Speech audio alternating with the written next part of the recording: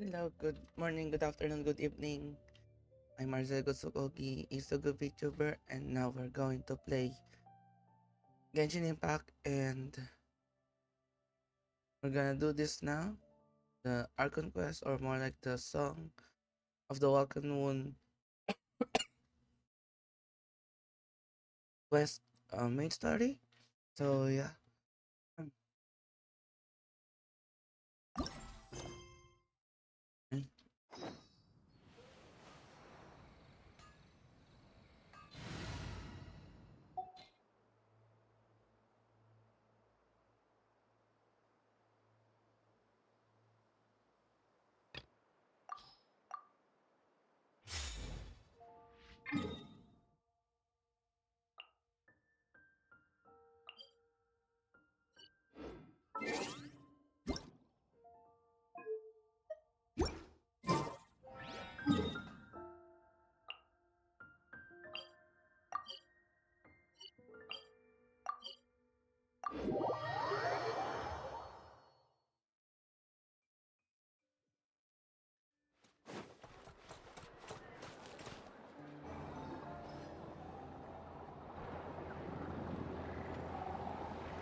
Oh, it's been a few days since we said bye to the others in Nasha Town. Still no news about Ruru, though. Where could he have slunk off to? If only he was gone for good. But with all the trouble he stirred up before, there's no way we've seen the last of him. Hello! You must be the traveler in Paimon? Mr. Flint has been looking for you. Unfortunately, there's been a serious wild hunt attack over at the quarry. He thinks it's time to regroup and figure out a plan. The Wild Hunt?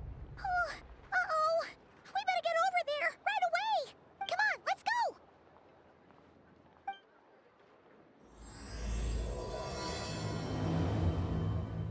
Mission that doesn't exist. Oh, wait, is it like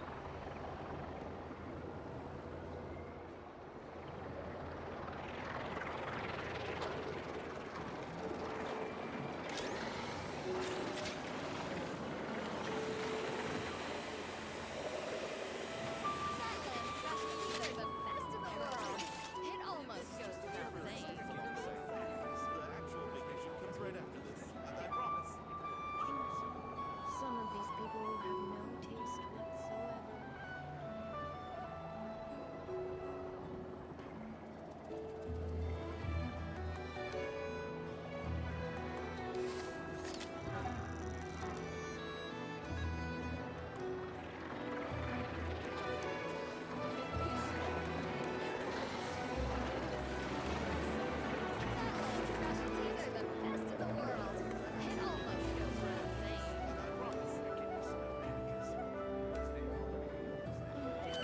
Some of these people have no taste whatsoever.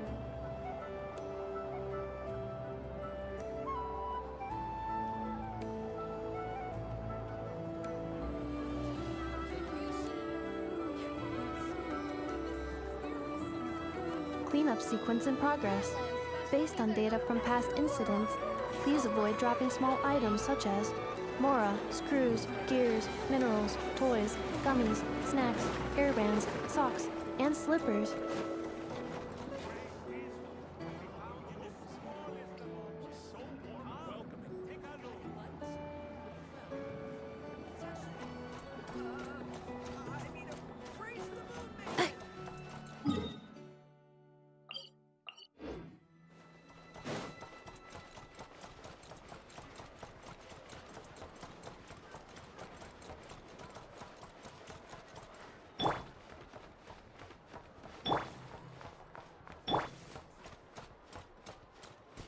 OMG, you can hear the clanking.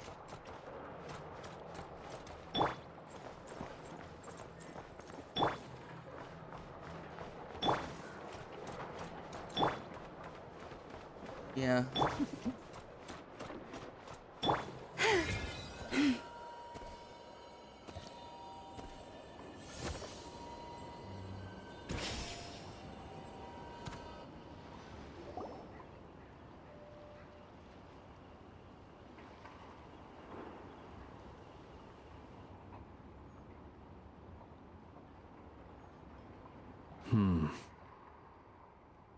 I can barely sense any Kuvaki at all.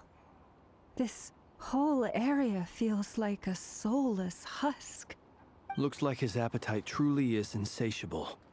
As if the power of that energy cannon wasn't enough. He's not seriously still getting stronger? What's his endgame here? Ah, everyone's here already. Hey, we made it. So, what's going on? We've all been on high alert since we split up a few days back, expecting Rerir to strike again. But it's like he just vanished into thin air. No one has seen him nor found any trace of his presence. That is, until this morning, when a ratnik found signs of wild hunt activity while out here on patrol. As you can see, the crystalline itself is physically intact, but the Kuvaki it contained is all but completely diminished. And we're sure that Rerir did this. Who else? He's the only one who could pull off a stunt like this. Kuvaki loss has reached critical levels. Reikir of Solnari set to maximum threat level. Warning, unless de-escalation measures are taken soon, he will pose a threat beyond our ability to contain. The consequences could be catastrophic. Traveler, do you remember when we encountered Rerir just after regaining his body? There wasn't a shred of sanity left. Nothing but madness and rage. Remember it well. He was already extremely dangerous even then. Yeah, didn't he shout out a bunch of names? Then he started raving about how nothing in this world mattered to him. Oh, Paimon gets chills just thinking about it. Oh, but the thought that he's still out there, lurking somewhere in Notcry, waiting for his chance to strike? Oh, even chillier. Last time we fought, we were already at a disadvantage. If he has such overwhelming strength, why would he suddenly go into hiding? Yeah, if I were him and I wanted more Kuvaki, I'd just take it by force. No point staying in the shadows. Unless something went wrong. His whole resurrection thing didn't exactly go smoothly. The other thing is, how does someone who's completely lost their mind still have the wherewithal to cover their tracks so perfectly? Beats me. According to certain medical studies, insanity does not always entail a complete loss of rationality. It may be that he is simply living in a world of his own. That actually sounds about right. He was ranting away to himself the whole time, like he had zero interest in talking to us. There are many unanswered questions here. He could be right under our noses, and we'd still be in the dark. Besides his name and title, we know little about him. Certainly nothing about his past, or what he might be hoping to achieve. Exactly. And we wouldn't even know where to begin looking. Even Boss hadn't heard of the Reikir of Solnari before all this. I'd be willing to bet that even if we gathered together every scrap of intel in Nodcry, we still wouldn't find more than, like, 3 useful facts about him. So, if we do nothing, he'll just keep getting stronger. But if we want to investigate him, we have no idea where to look. Last time we had Marionette and her big robo-buddy to help us, and we still barely held our ground. If we had to face him alone... Oh, Paimon's head hurts just thinking about it. What are we supposed to do against a threat this big? Well, I do have a little hunch about his next move. Given that he attacked the quarry, I'd say it's likely he'll target other places rich in Kuvaki. Somewhere like the Eye of Krati, or the Pillar of Embla. One thing's for sure. If we just sit back and let him keep absorbing Kuvaki, we really won't stand a chance against him. A perfectly reasonable hypothesis. However, it is worth noting that these two locations are quite far apart. To investigate them both, we'll need to split up. I agree, we should split up. Right now, Rerir's goal seems to be gathering Kuvaki, not fighting us directly. Once we're done, let's regroup on Hisi Island. Wait, why Hisi Island? If I recall correctly, your largest goddess statue was carved from Kuvaki-rich ore, was it not? That's right. Yes, it could well be a potential target of his. I should head back and start evacuating the pilgrims.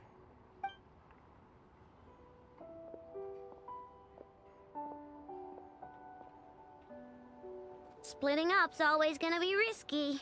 But I guess we don't have much choice, right? We're in a race against time here. And if we do run into Rear, what then? That's when you follow the third rule of treasure hunting. Run like the wind.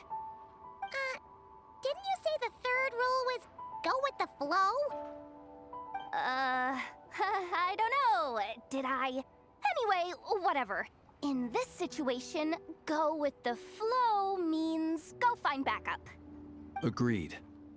If anyone finds so much as a trace of Rerir, do not pursue him.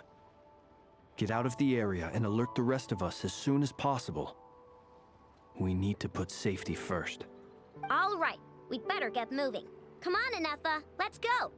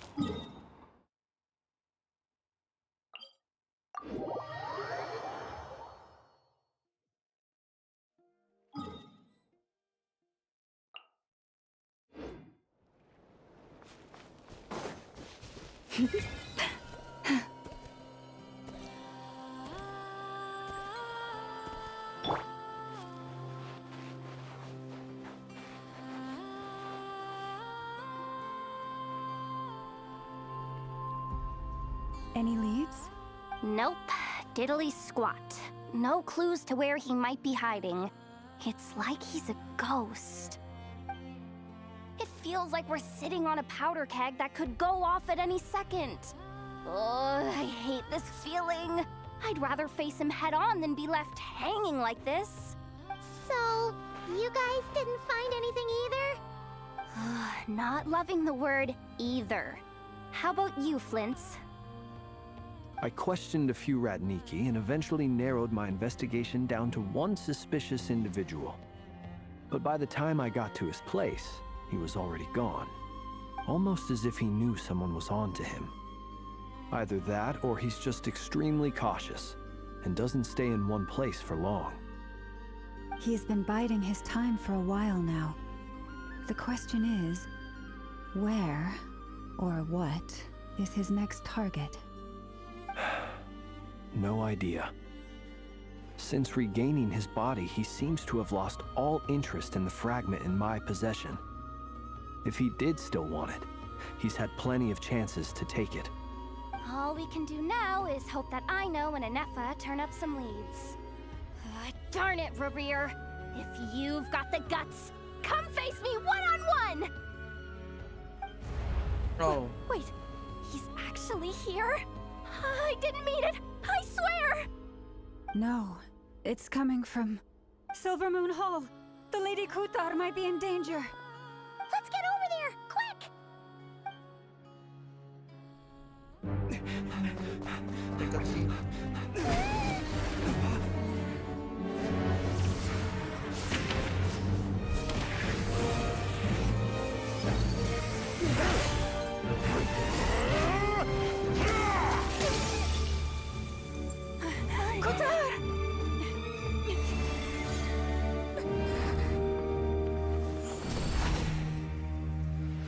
Yo.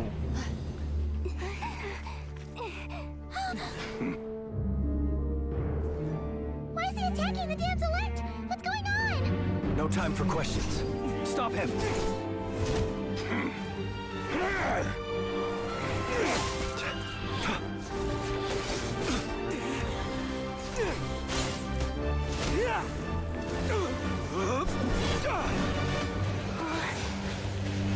This is insane. Yehuda, get Kutar out of here! On it.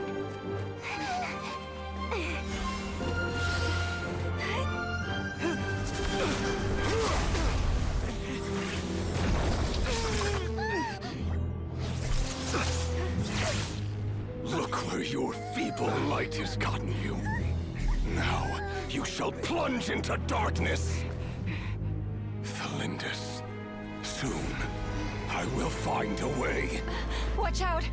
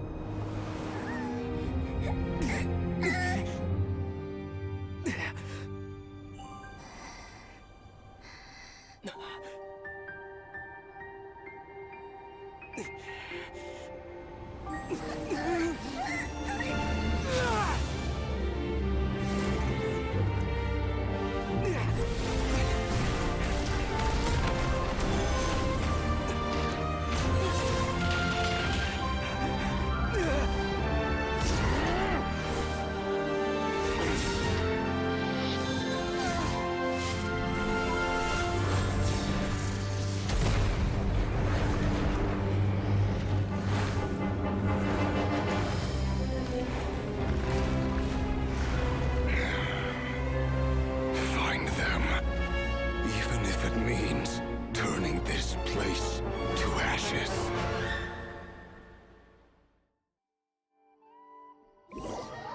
That's the longest cutscene I've ever seen.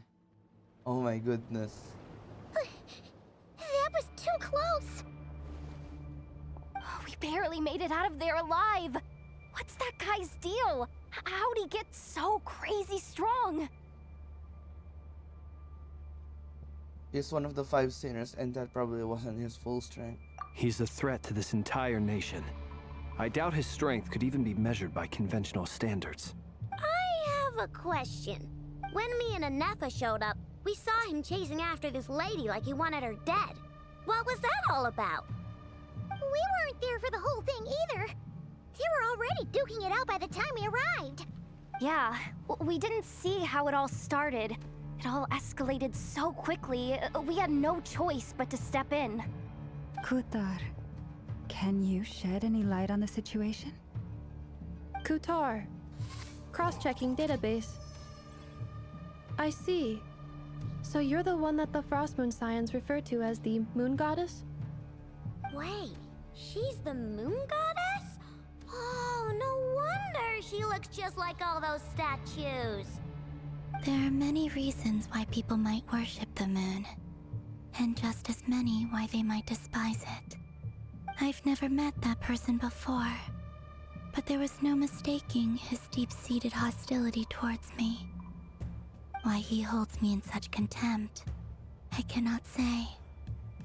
But since he hunts the power of the moon, it's no surprise that I am a target. Kutar. There are many potential motives. For instance, you help the traveler escape his grasp. This could be his way of taking revenge. It is also possible that he covets the Kuvaki inside you and seeks to take it for his own. The list goes on. But right now, devising a counter-strategy should be our #1 priority. The likelihood of this location being discovered is close to 100%. A counter strategy?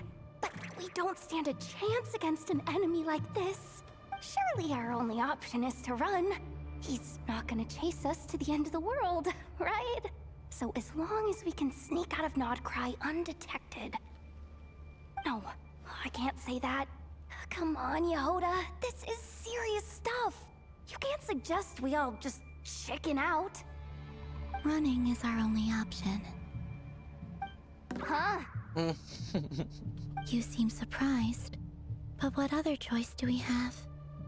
We are facing an enemy we cannot possibly defeat in battle. Well, I mean, yeah, but still. It's not too late. I can distract him, so you have plenty of time to make your escape. Wait, what? You're gonna act as bait? Doesn't that make sense? I'm the one he's after. There's no need for you to risk your necks on my behalf. A coyote doesn't stop for bypassers while it's howling at the moon. What is it, Loma? The Frost Moon Scions have already grown accustomed to life without their goddess. My presence here is no longer essential, and this is not my home, so you needn't ask me to stay. We can't just roll over and let him get away with this. That's not our style. Yeah, we can't just call it quits after everything we've been through together. Besides, she'd pretty much saved my life back there. If I just ditched her now, I'd never forgive myself. We can't overlook that you have saved our lives multiple times now. To talk of returning the favor would be a little crass for my liking. But suffice to say that we are friends, and friends look out for one another. River's true objective remains unclear. Even if we were to sacrifice Miss Kutar, there's no guarantee he would stop.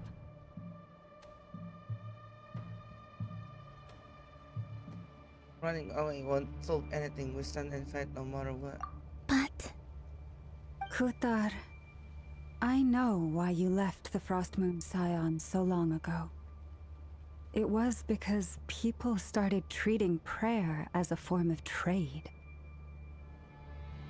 They would make self-centered wishes, force you to accept meaningless offerings in return, and then expect you to perform miracles for them, as if that were their entitlement.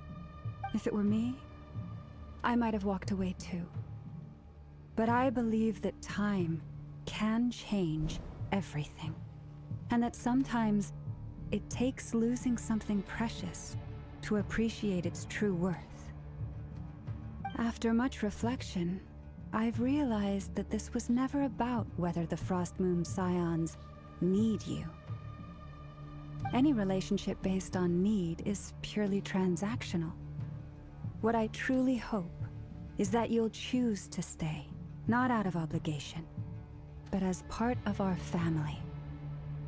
You were born here, and now you've returned. Who knows?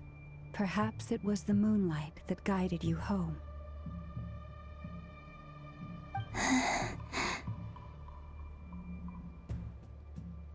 thank you, Lauma.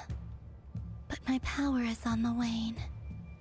I'm afraid I will be of little use to you now. We'll find a way. It's our turn to help you now. Very well then. I'll do as you say. Both times you saved us, we were transported across great distances in an instant. Is that one of your powers as the Moon Goddess? It is, but I find it very draining. I barely managed to pull it off just now, and it will be some time before I'm strong enough to do so again. Rejected by the world, my power is dwindling. Like a lake cut off from its source, slowly shrinking away. Now, it has almost run dry. What do you mean, rejected by the world? The three moons belonged to the ancient bygone era in which they came into being. From the moment I was born, the world itself has been steadily sapping away at my strength. That's why we need the Moon Marrow, to borrow the Eternal Moon's power. The three moons are not one and the same. As the goddess of the Frost Moon, I cannot wield the powers of the other two. Yet moonlight has a way of blending together. Each can reflect the other's glow. So when our fingers touched, I was able to restore my strength by drawing Kuvaki from the Eternal Moon's marrow. But this method of recovery is painfully slow. If only we could find the... It's the Wild Hunt! Even faster than we expected. We'll have to finish this conversation later. Oh, wait, I want to screenshot this. Damn. Fighting pose.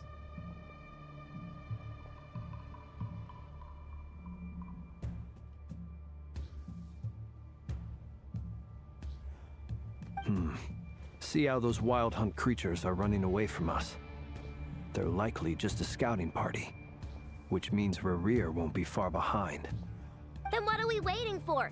Let's get the heck out of here! Oh. Baka trial. Cleanup sequence initiated. With one heart. Aw, they just keep coming! This is driving me nuts! Rear's closing in on us. We need to pick up the pace.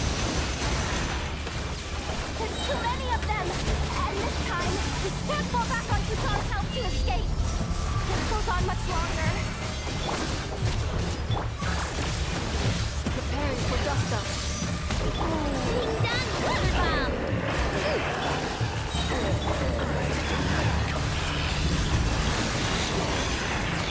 With one heart and cold, branches aside. Come on this! Look, the rainbow! Ultimatum protocol. Installation chamber deployed. Observe. Spear of dark.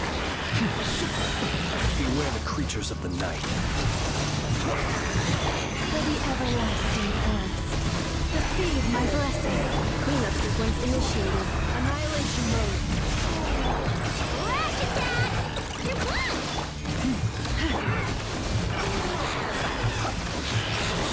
Night falls. The night comes. Ultimatum protocol.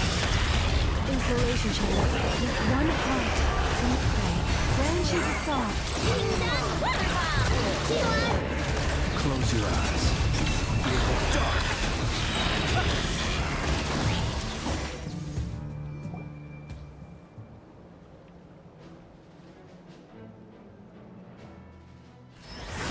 Ooh.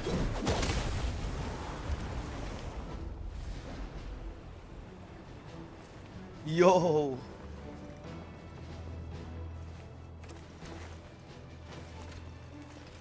Let's go. Oh shit. Barca. Gonna screenshot. What's the matter? Bit off more than you could chew?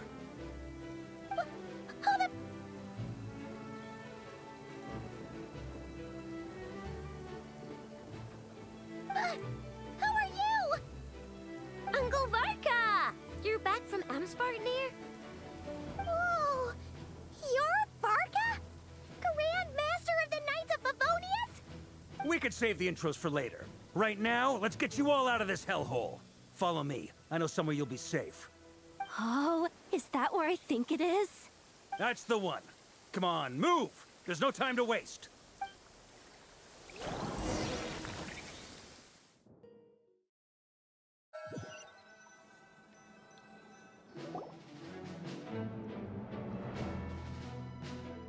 Oh.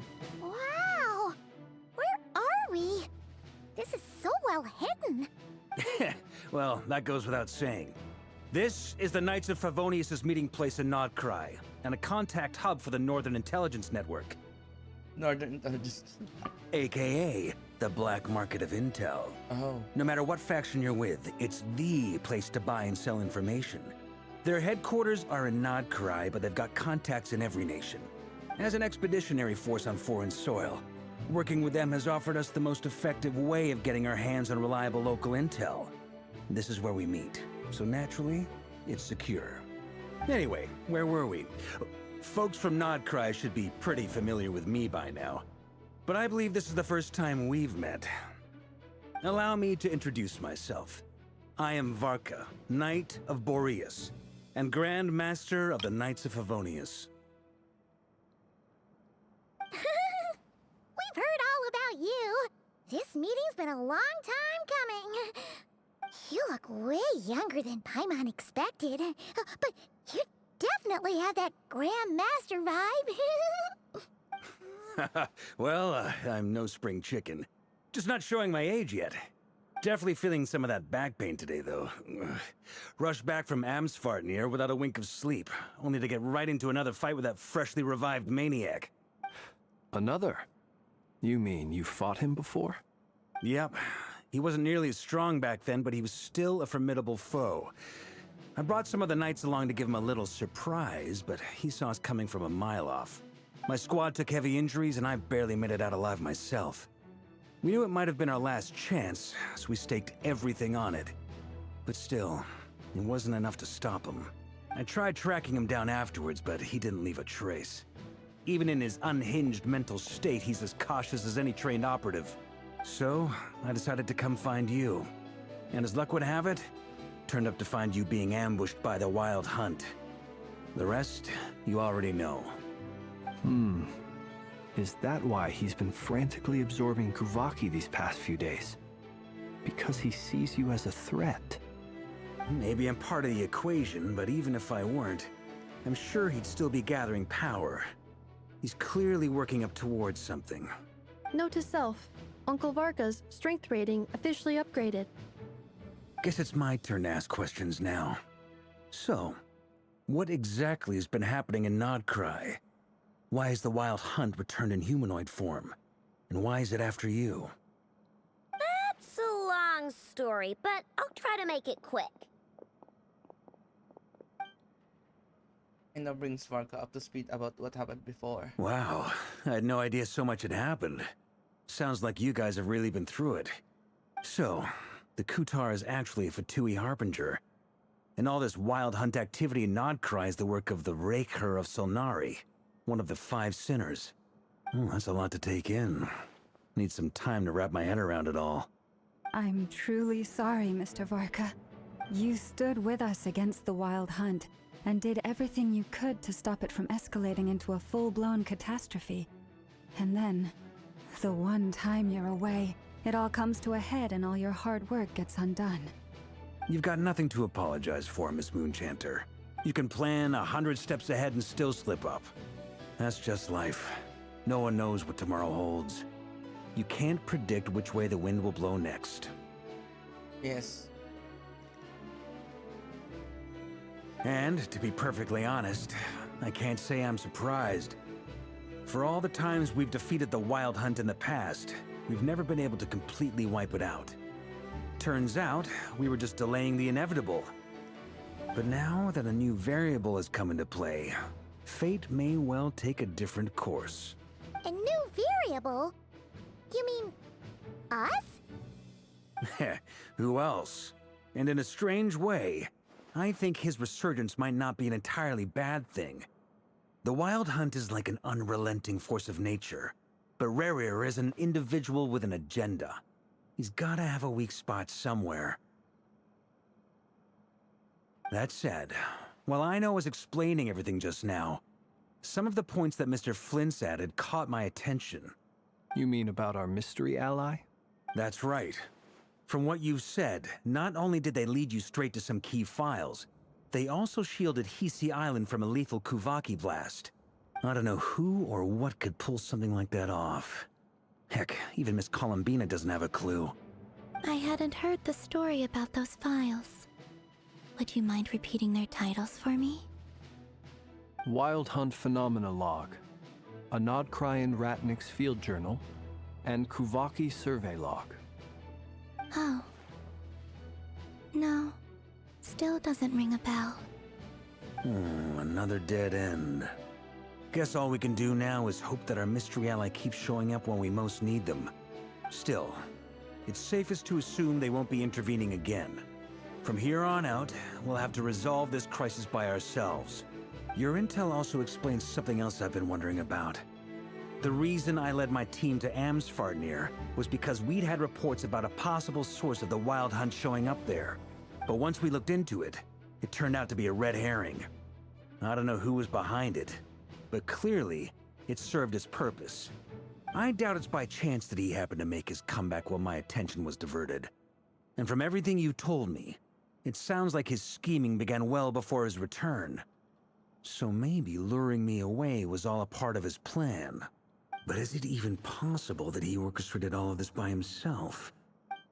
The Moon Maiden and the Raker of Solnari, Nodcry of all places. The way everything is unfolding, it can't be a coincidence. So, what do we do now? Got any ideas? Right now, we've got at least 3 things to consider. Let's go through them one by one. First, we need to figure out how to take down Rerir. If we can't beat him in a straight-up fight, the rest won't even matter. To my knowledge, the bulk of Nodcry's fighting force is already gathered here.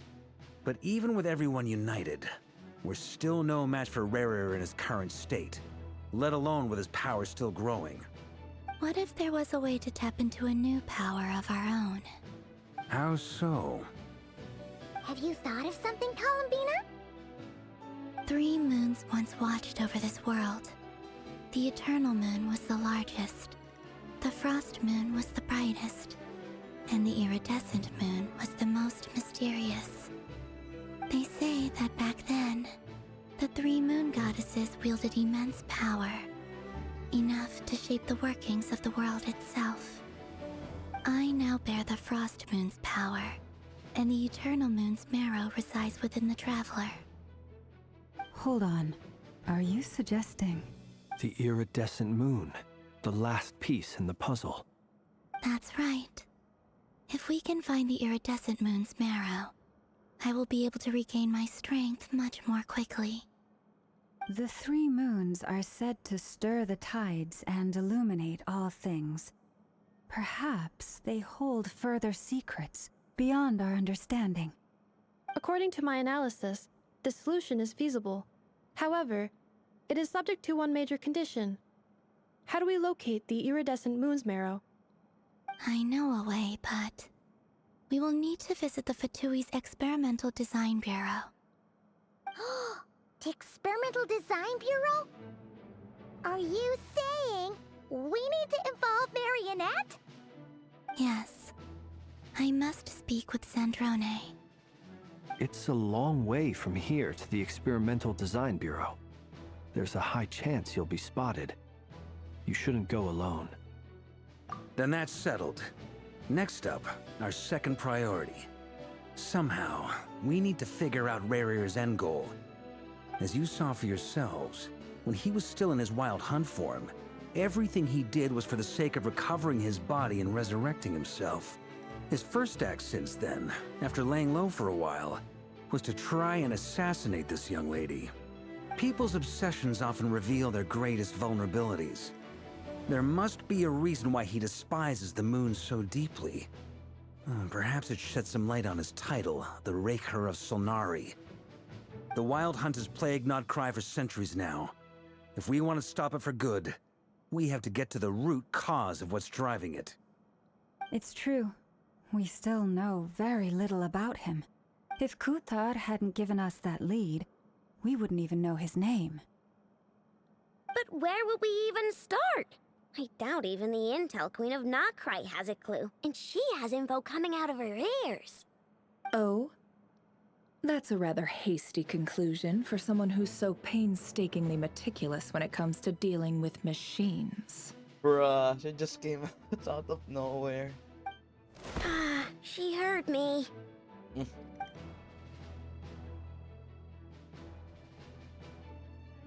Boss! What are you doing here? I'm now asking myself the same question. I received a letter from a humble knight of Favonius, requesting a meeting to discuss a major business deal.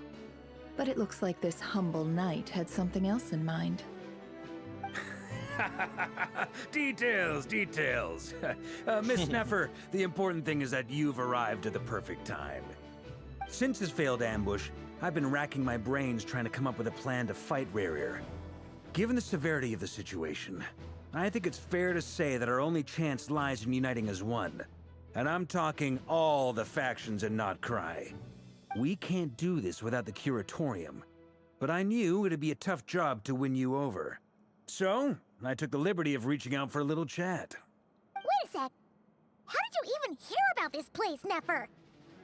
Didn't you say this is meant to be the Knights of Favonius' meeting spot? And a contact hub for the Northern Intelligence Network? And isn't it supposed to be super hidden? You really think he could have gotten settled in Nodcry without my help? Besides, I'm the one running this gig. Of course I know where the meeting place is. Oh, you're... Allow me to introduce the current head of the Northern Intelligence Network. If it's intel you're after, she's your woman. pretty much seen and heard it all. Oh, she's the. Oh, shit. Please spare me the flattery. Let's cut to the chase. Seems like you've run into some trouble, huh? You bring Nefer up to speed on what's happening.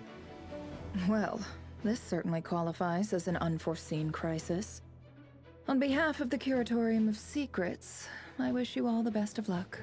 What the So you're just going to sit this one out? Why should I get involved? What could possibly be in it for me? What if we told you we can't do this without you? Oh? Then I'd say, you'd better make it worth my while. I don't work for free. I can't put a price on something like this. It's just not in my nature. But then again, you and I have always been polar opposites in this regard, so I can't exactly say I didn't see this coming.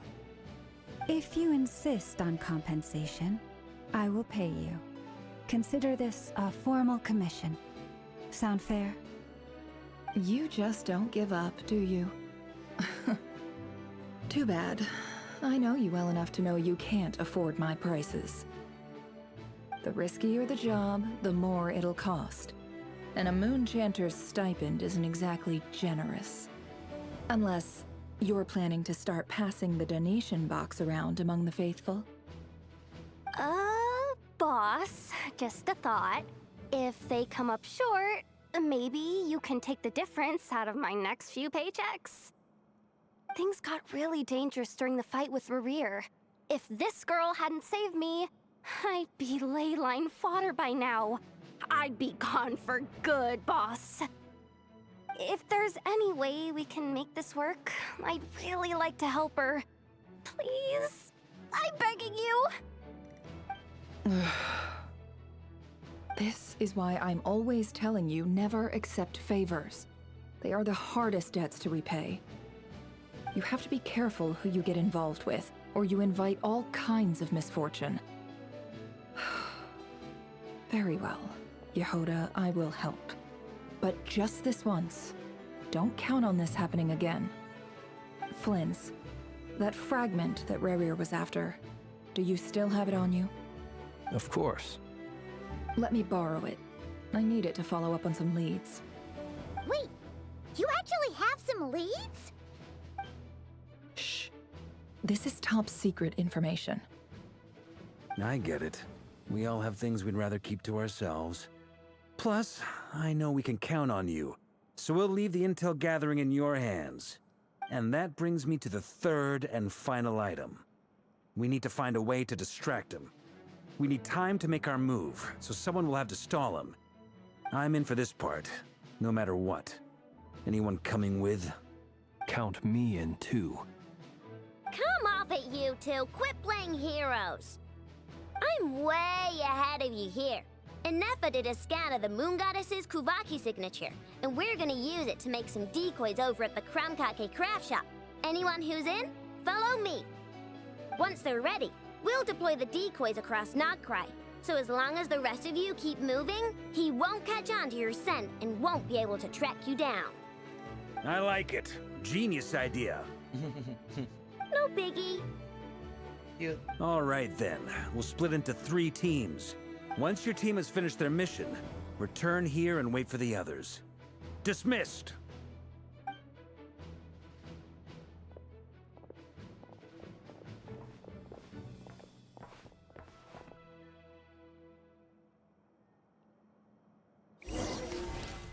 Oh.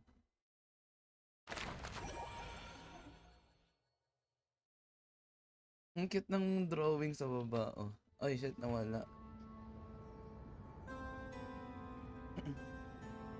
Lady Damselette.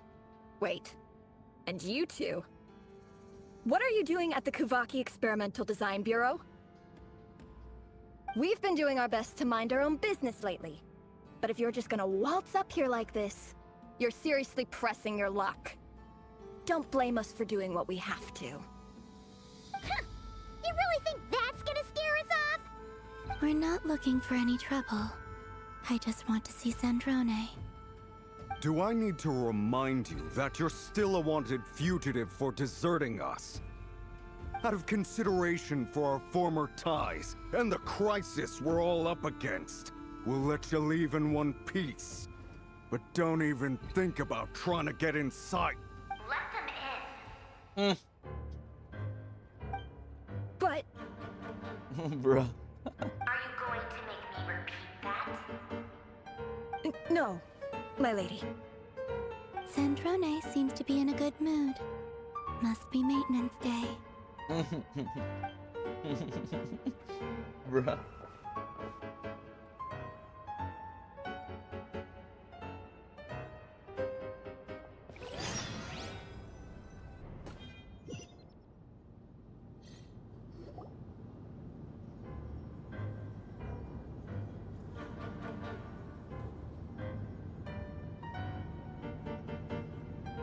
So tell me, to what do I owe the honor this time?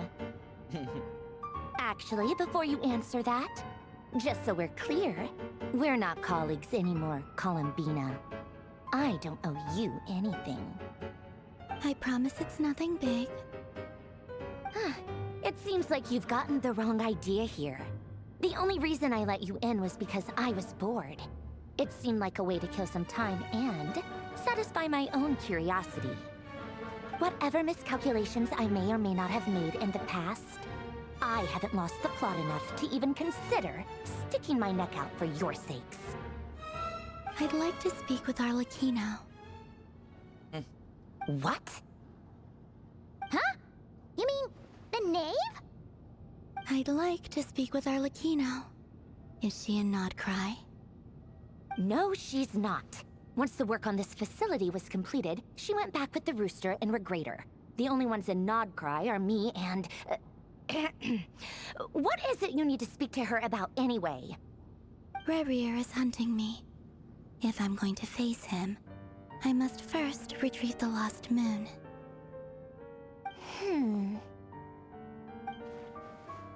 Marionette seems lost in thought. She doesn't look surprised. She must know more than she was letting on. I don't understand. What Arlecchino has to do with iridescent moon's marrow? At this point, I have no choice but to go along with Columbina's plan. Is that a no, then? We're only doing this to stop Rerir. He's our common enemy. As if I need reminding. I was this close to settling things with him before someone decided to whisk me away to their weird little garden. Weird little garden. Have you held any tea parties lately? Tea parties? Yeah, obviously. You don't seriously think we'd pack it all in just because you aren't here. If anything, they've been more eventful than ever. Just me, Arlecchino, and a bunch of insolent and sensitive guests who won't stop asking where you've gone. Oh, they've been a real joy. I bet you served them the worst tea you have. Just like you used to do to me when I upset you. Who cares about how good the tea is when there's no one around to drink it? I keep losing people. First Rosaline, now you. I'm running out of people who can make me laugh. Honestly, what could be more ridiculous than a multi-centenarian goddess who's only ever had the plain herbal tea she received as offerings? You'd always brew a different type of tea for me each time. Was it really just to see how I'd react?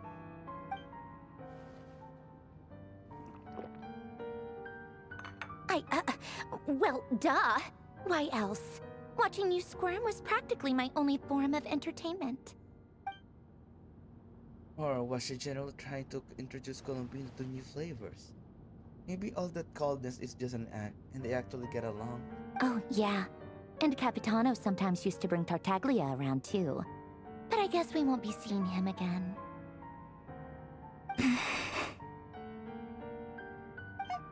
Well, I guess we are overdue for a get-together. Polonia! Have Febronia pass a message to Arlecchino for me. It's time for tea. Will suffice. It's time for tea. Pass along a message for me, too, if you would. My body cannot contain the marrow of 2 moons, so I'll be leaving one of them in her care. Excuse me? Who said you were on the guest list?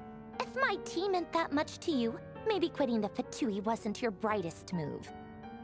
Back when you were under the Tsaritsa's protection, no one would have dared come at you so openly. But that protection didn't come for free. In fact, I paid dearly for it. At the end of the day, it was just another transaction. I just got tired, that's all.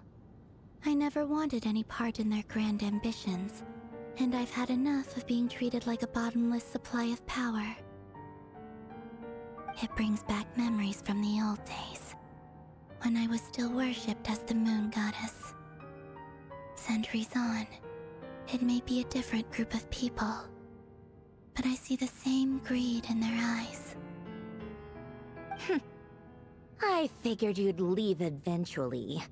You didn't have as much of a reason to stay as I do. The Tsaritsa gave you shelter and protection, but that was it. Nothing more, nothing less. Meanwhile, the Fatui demanded everything from you in return, until it was more than you could bear. I get why you left. And frankly, I have no interest in dragging you back just because the higher-ups told me to. But if you keep hanging around with this riffraff, the next time we cross paths, we might be enemies for real.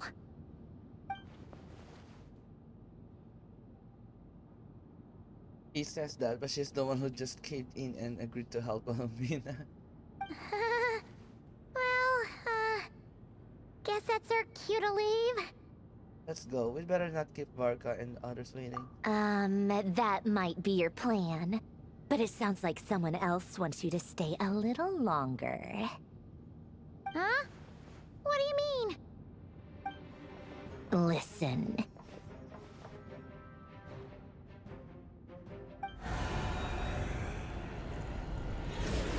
Oh.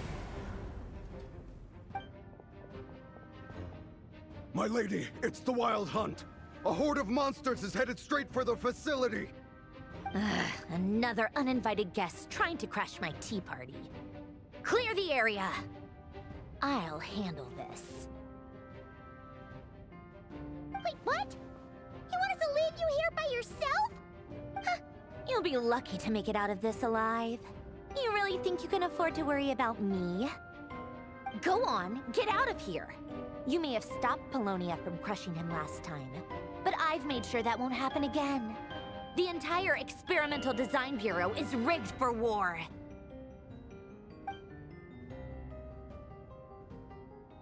Stay and watch if you want, but it'll be at your own risk. You're not flagged as friendlies in the weapon system. Just be careful, okay? Don't tell me what to do! Look, if you're leaving, make it quick. Or you'll just get in my way. There's a secret passage on the 2nd floor. It'll take you right to the plains out back. Stare all you want, Columbina.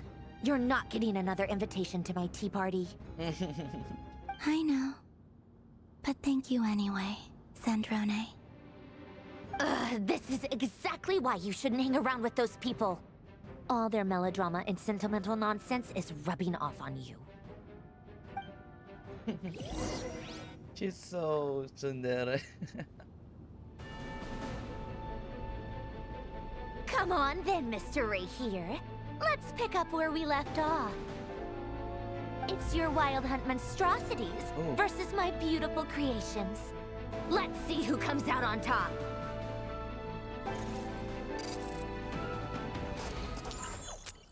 Oh, damn.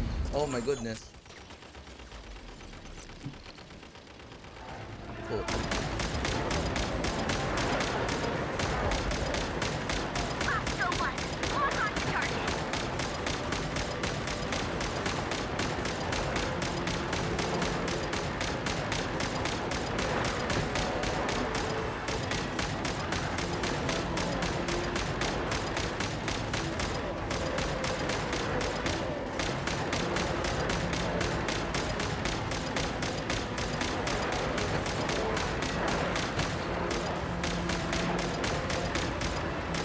Bosco #1.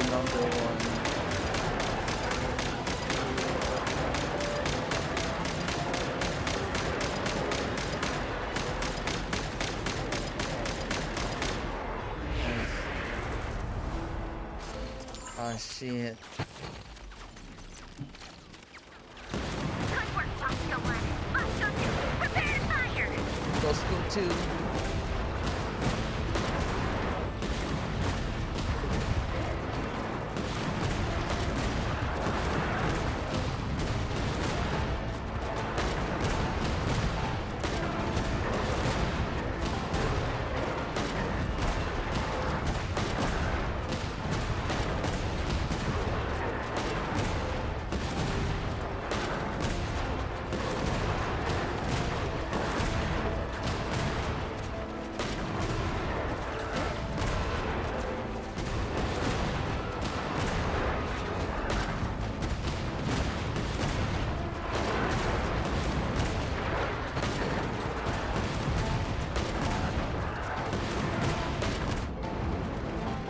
Bosco 3.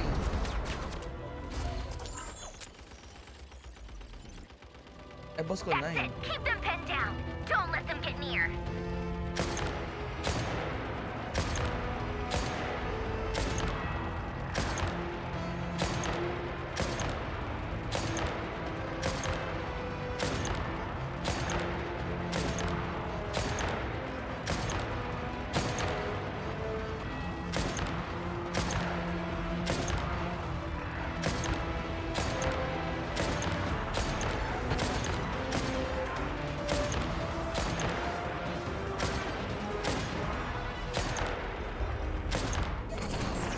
Rotate out.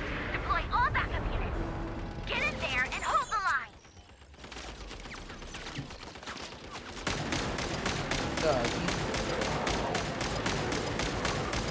Bosco number 42.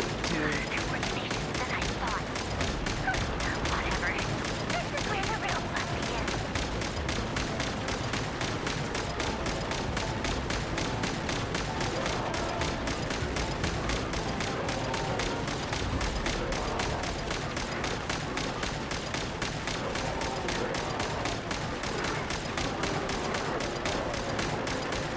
Don't worry. Once this is over, I'll put you all back together again. I promise.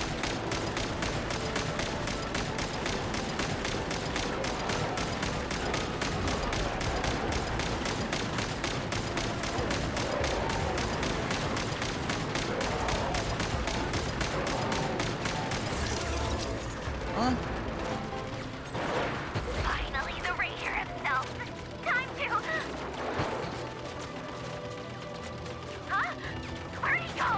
Uh-oh. Oh.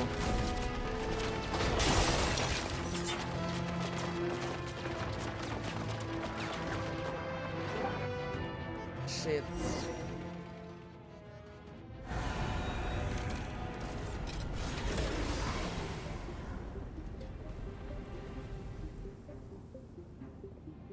Oh my goodness.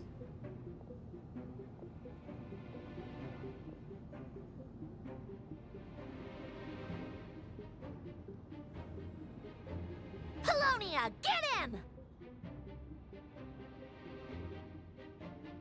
I've upgraded Polonia again since our last encounter, and uploaded every last scrap of your data. So let's finish this once and for... She's not here. Where did she go? Hey! Over here, you big... Curse it. Moon. Go. Keep searching. She cannot have gotten far.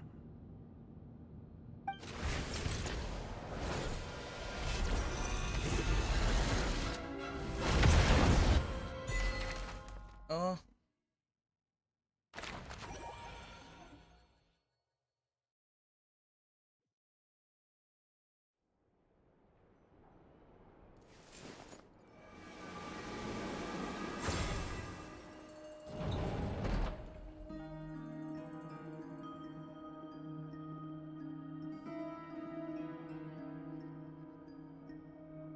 So this is your method for investigating Rarir's past? It almost looks like some kind of ceremony. Good deduction. But it's quite a different affair from what you're used to with the Frost Moon Scions. Whoa! First time I've ever been in here. Boss always said it was off limits, so I pictured some kind of creepy dungeon. But it's actually kinda nice. Her face looks like. Oh, I guess this must be Sumero decor? That's where Boss is from. And that nice shopkeeper who sold me my treasure compass.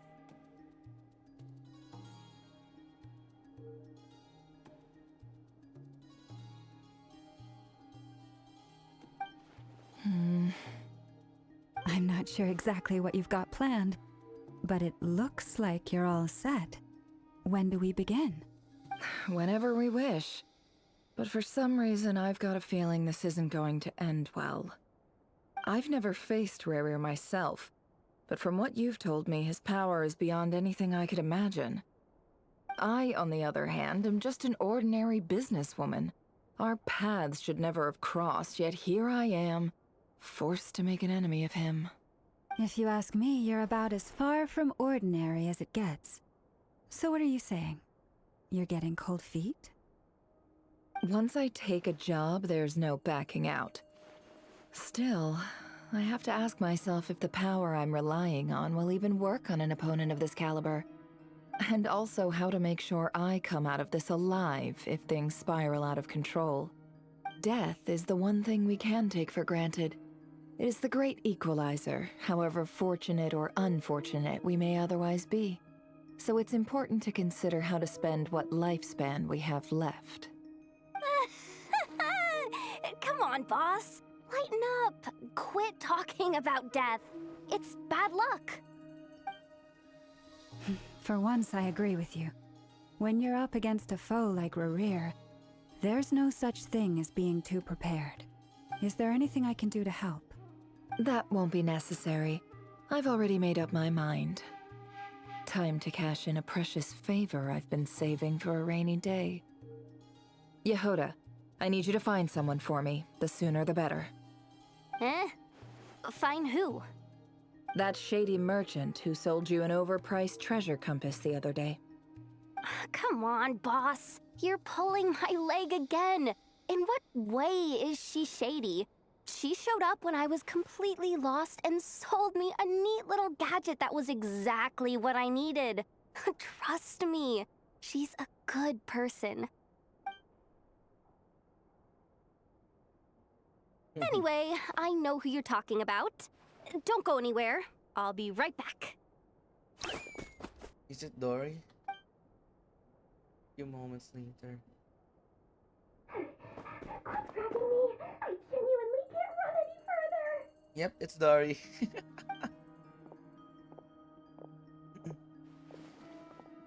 Hey, aren't you?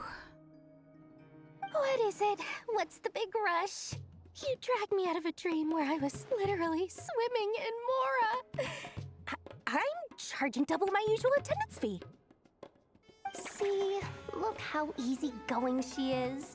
After that rude awakening, she could have completely snapped at us. But instead, she kept it together and just asked for an extra fee. Dory Sangama Bay? I never would have pictured you two doing business together. If you want to make it big and not cry, it's all about connections.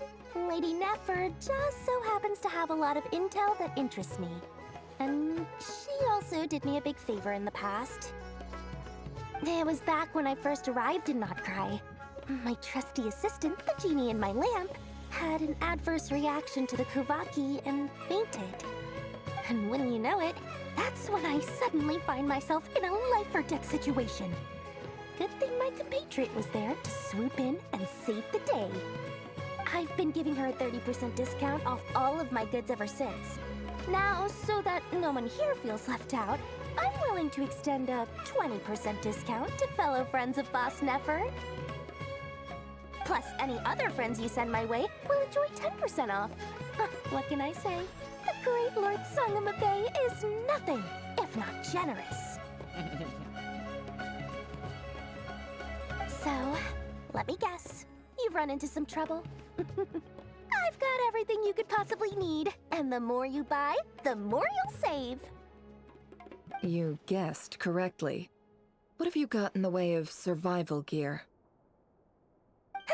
The one type of gear I've never been short on. What are you looking for? A jetpack fresh from the Academia's labs? An ancient suit of armor, dredged up from the bottom of the sea? At the very least, I need to know what kind of opponent you're dealing with here. If even you're worried about staying alive, it must be pretty serious. What if I told you it's someone with the power to bring a nation to its knees? Bruh. Is that so? Then we really are talking top-shelf treasures. I don't have anything like that in stock right now. I'll have to ask my supplier. Your supplier? A powerful woman, make no mistake. I can't reveal her identity, but luckily for you, I hear she's planning to visit Notcry in the near future. If you're willing to wait, I can ask her when she's here. Can't say exactly how long that'll be, though. I think she's talking about Alice. Then, let me put it another way. What would you do if you encountered an enemy like that? Roll over and serve yourself up on a silver platter? Of course not! I have a handy little trinket from one of my generous suppliers, which... Hold on. What exactly are you getting at? No, no! This is for my personal use only! Let's just say I'm borrowing it, all right? Just for insurance purposes. You'll get it back later. Favors are the worst kind of debt to owe, and now you've got a chance to repay one. A win-win situation, don't you think?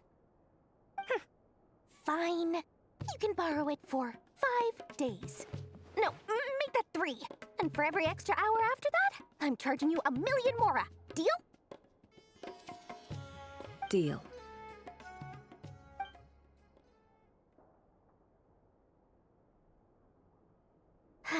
What a way to start the day. Now, was there anything else you wanted? Or can I go back to bed now?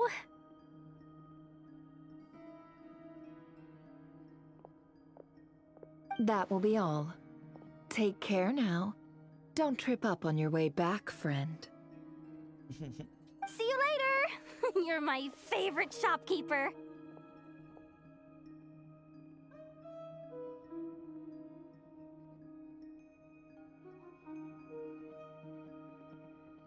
Excellent. Everything is well and truly ready. The ceremony can now begin. After initiating the ceremony, your minds will follow me wherever I go. You will see many strange things in your mind's eye. So remember, don't be frightened, and don't make a sound. You're laying down the ground rules of it. Now then, let us peer into the Raker of Solnari's past.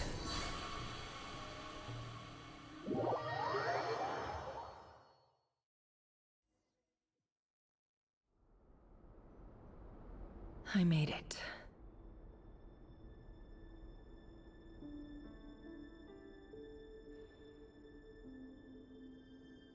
I don't recognize this style of architecture. Must be Conrian. Simple furnishings, table and chairs. It's a more ordinary house than I might have expected. Looks like the fearsome Raker of Solnari came from surprisingly humble beginnings. Unless this passed for luxury in Conria. Unlikely. It was said to be a very prosperous nation in its heyday. Anyway, I'll keep exploring.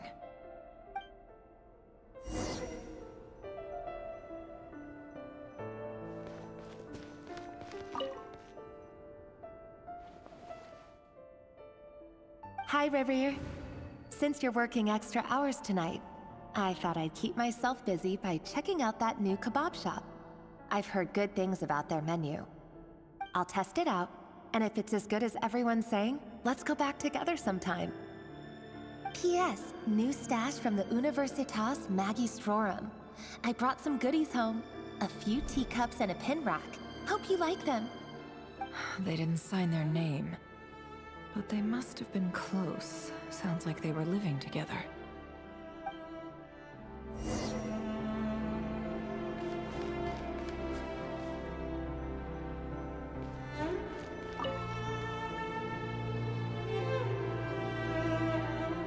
I went over to Joseph's for drinks today. They have a fine collection, but I went alone. Felindus was tied up with something and couldn't make it. Joseph asked why I came alone, but I didn't really have an answer. He then went on to ask about other things. If you ask me, someone who asks that many personal questions is too nosy for their own good. But if he invites me again, chances are I'd still go. Felindus. That's the same name Rerir mentioned. Crane imports keep falling. If things don't pick up, we'll soon be back to meat and mushrooms only. Honestly, I'm not a huge fan of that new type of mushroom everyone's been into lately. Didn't it start out as a lab-grown variety? I heard it's even mildly corrosive. Seriously, why would you even eat something like that? I don't care if it's an impressive feat of alchemy. That just isn't the kind of thing I like to eat. Grain has to be imported, and they're eating a diet of mostly meat and mushrooms. Could it be because Conria is underground, so it doesn't get much sunlight? That would explain why they use so much stone in their buildings. They even use alchemically modified strains for food. Seems like the people of Conria don't have many options when it comes to dining. I've just about saved up enough now. Time to buy it and keep it somewhere safe. Making a big purchase. I wonder what it is. Most of what's written in the diary are the mundane details of everyday life. It's clear that the author was an ordinary Conrian, or at least that they were passing themselves off as one. The author's handwriting doesn't reveal anything. It's neither showy nor stiff. In fact, it doesn't really leave any particular impression. He really is a professional. No wonder he's so good at covering his tracks. Despite what he's become, it seems like he's retained certain habits, at least in this regard. Near the end of the diary, you notice a page with a shallow indentation along the bottom. The previous page has been torn out. For now, its contents remain a mystery. Did Rerir rip it out himself? Oh, but pen marks like these leave a trace with something like charcoal to add some color.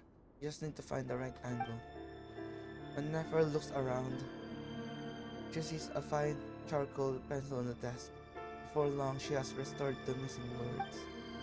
Compared with the forgettable handwriting from before, these lines have been scrawled in a rougher, most haphazard way, as if the person who wrote them was in an emotional state. Before I met you, I was convinced that my heart was nothing more than a stagnant pool. The burial place of a fallen moon. A withered, windless grove where the waters rested forever unrippled. It was you who helped me see that my heart hadn't entirely withered away. That it could still beat to the rhythm of love.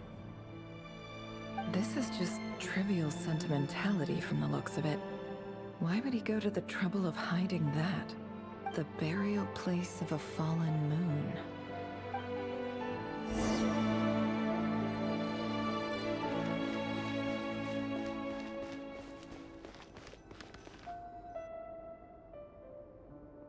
Rerir, over here. Dane! Oh, and, Vedalfin here? What a surprise to see you here, sir. Hello there, Rerir. You need not address me so formally outside of court. He doesn't get that much free time, so I invited him over for a drink. Even the court prophet deserves a break every now and then, right? Well, I'm flattered. So, what are we discussing today? Hey, don't look at me. As far as I see it, We don't need an excuse to have a few drinks. Come on, don't give us that. Didn't you say you were about to pop the big question? How's that coming along?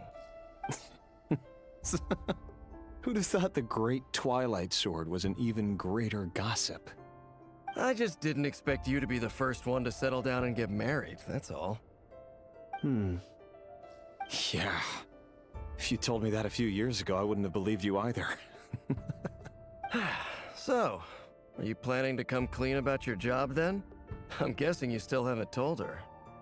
Sure, I'll have to tell her at some point. But I'll need to pick the right time and place. To be honest, I have no idea how she'll take it. Come on, stop being such a pessimist. For all you know, she could be thrilled. I bet she'll be much more impressed by your actual job than the one she thinks you're doing now. A member of the King's Guard. Quite the cover story. Does the king himself even know? Of course he does. Anyway, enough about me. How have you been? Me? Same old, same old. Nothing much to... Huh? What's up, Ved? It's nothing. Vedifulnir, Dainslift's elder brother. Renowned throughout the court of Conria as the Visionary, and said to possess a wisdom far beyond the reach of any ordinary man. And yet, despite the gulf between us, he seems to have something to say about me. Does he even know me? Does he see me as a friend of his brother, or just another of the Vinster King's blades? Why did he react so strongly? Was it really to do with what we were talking about? Brown, curly hair and brooding blue eyes. So this is what Rerir looked like back in the day. Perfectly normal. No different from anyone else. As frightening as this monster is in the present, there's something even more unsettling about seeing the human he used to be.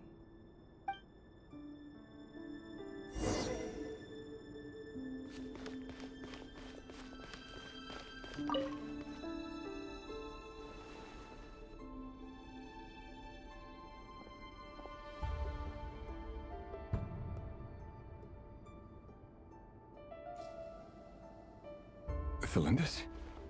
You're back early?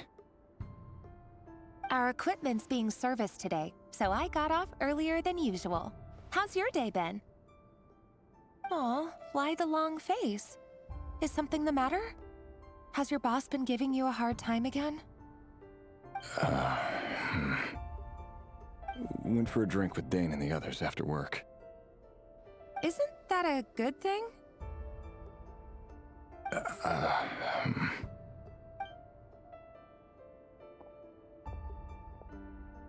Vedifulnir showed up today, too. You know, Dainslift's older brother. Ah, Mr. Vedifulnir. Yes, I've heard of him. They say that everything he says ends up coming true. He overheard Dainslift mention that I'd recently proposed, and seemed to have an issue with it. But when I asked what it was, he kept it to himself. So, you're worried? You can be such a child sometimes, Revier.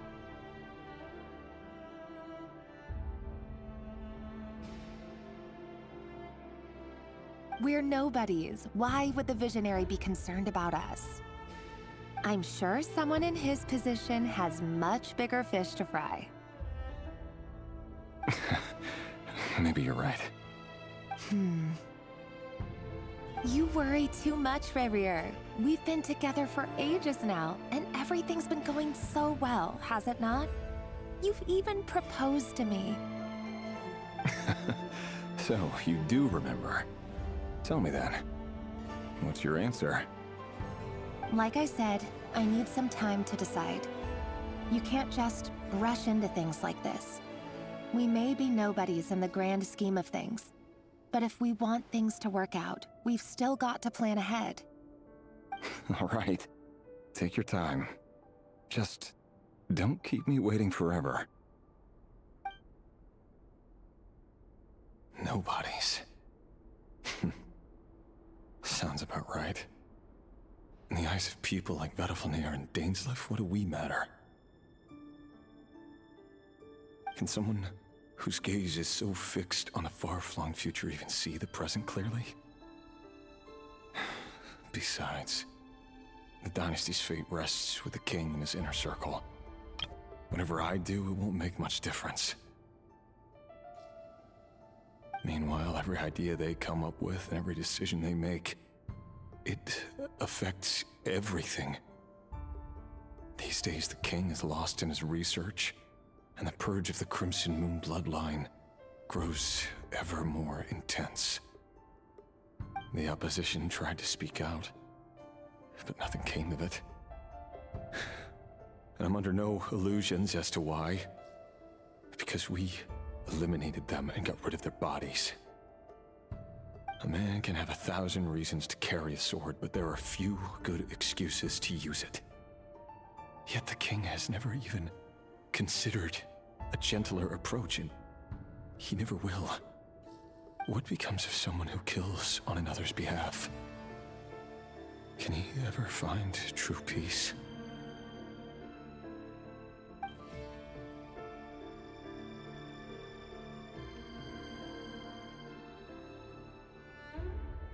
Felindis,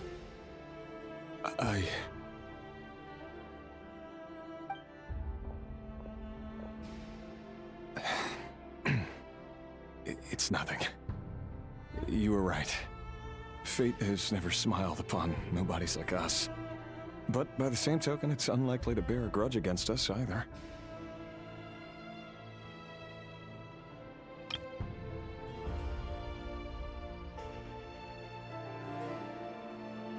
There's no reason we can't keep living happily together, cherishing the simple joys of each day as they come. See? You just need to stay positive, Revere. I can feel your warmth, your breath. You're right there, right by my side. Just seeing you makes me happy in a way I can't explain, and that's something that no one could ever take away from me. So smile, my love. Let go of that frown. You're right, Felindis. I've just been overthinking things. That's better. Getting caught up about things like this will only ruin our evening. Speaking of which, all set for the ball tonight? I need to go get ready. You go ahead. I just have a few things to take care of, then I'll come join you. Even busier than the big shots, huh? Fine, I'll go get started. But don't be late. If you keep me waiting too long, I won't be a happy bunny. Relax. I'll be there. Seriously, though, you drive a hard bargain. You're really gonna leave my proposal hanging and still expect me to take you to the ball? Well, that goes without saying. I already told everyone I'd be coming with a dance partner. Besides, they're two completely different things. Let's take it one thing at a time, all right? All right. White outfit it is. It seems like Rerir was deliberately hiding his ties to the intelligence services by giving the impression that he was just an ordinary member of the Venster King's Guard. He clearly doesn't want his would-be fiancée to know about his other life. Then again, that's hardly surprising. People in the intelligence trade rarely do. Who'd have thought we were in the same line of work? Let's dig a little deeper.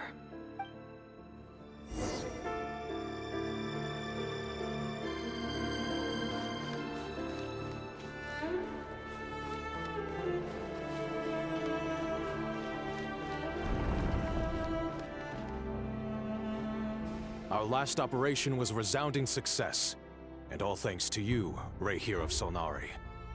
In total, we apprehended 32 dregs of the Crimson Moon, and 67 accomplices. After all these years since the dynasty's fall, so many of them still linger on. Indeed, it cannot be denied. Yet it was destiny that the Crimson Moon should be overcome by the eclipse, and that His Majesty, the all-seeing Venster King, now guides our nation on the path to prosperity. Conria has no further need for a dead moon.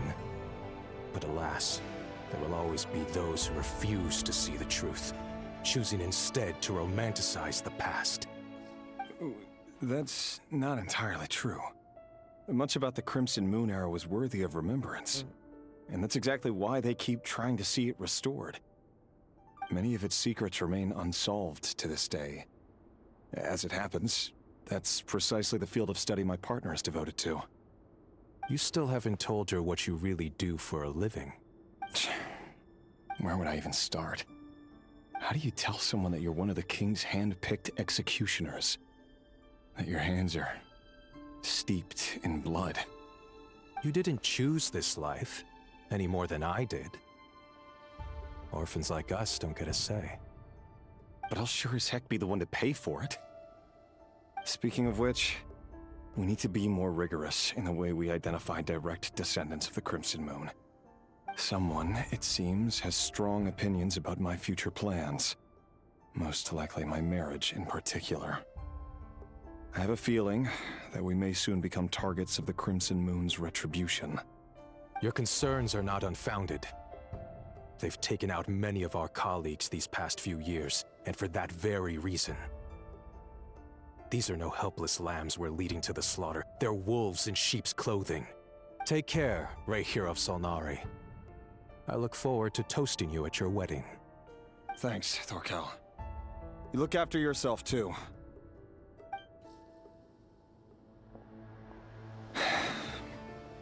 Thelindis, I never wanted to keep this from you.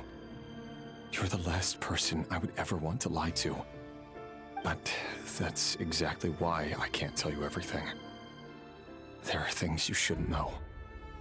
Things you cannot know. The moonlit dynasties are a thing of the past.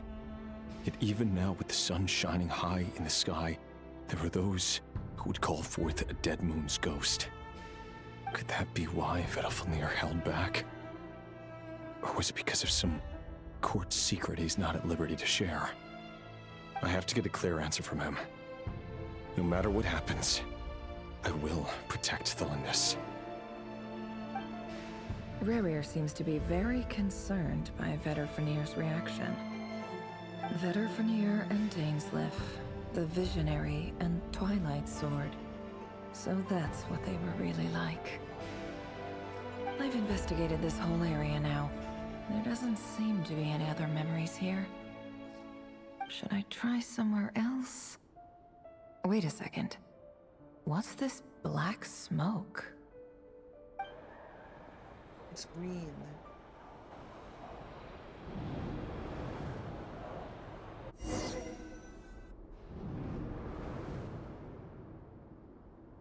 So, he's late after all. Just you wait, Rerir. You're in for it. Big time. Are you waiting for someone, ma'am? Could I tempt you into buying some flowers? Oh, sure. Pick me out a pretty bunch if you would. Thank you. But I'm afraid none of them are as pretty as you. For someone so young, you sure have a way with words, don't you? I'm only telling the truth. Look me in the eyes. You'll see I'm not lying. Oh shit. May we have a word in private? Who are you? And what do you want? It doesn't matter who I am. Too many of our kind have fallen lately, so I decided to take the risk of reaching out. It's one of Arlecchino's ancestor. Not long ago, the Rehir of Solnari led an assault on one of our strongholds. We suffered many casualties, and many who came to our aid lost their lives as well. Sorry, I don't know why you're telling me this. And I don't want to get involved. Wait, hear me out. This time we finally got a clear look at his face and learned his true identity. His name is Rerir, and he claims to be one of the King's guards. What did you say? A cruel irony, isn't it? The man you're set to marry leads a double life as a brutal executioner. But surely, you must have caught a whiff of the blood on his hands. Why are you telling me all of this now? Simple. It's because... Just here. How strange. Rarier was nowhere to be seen in that memory. It clearly belonged to Thalindis. Rarier couldn't possibly know what happened if he wasn't even there. Why would her memories appear in his fragment? The ceremony won't last much longer. I think it's time to call it a day.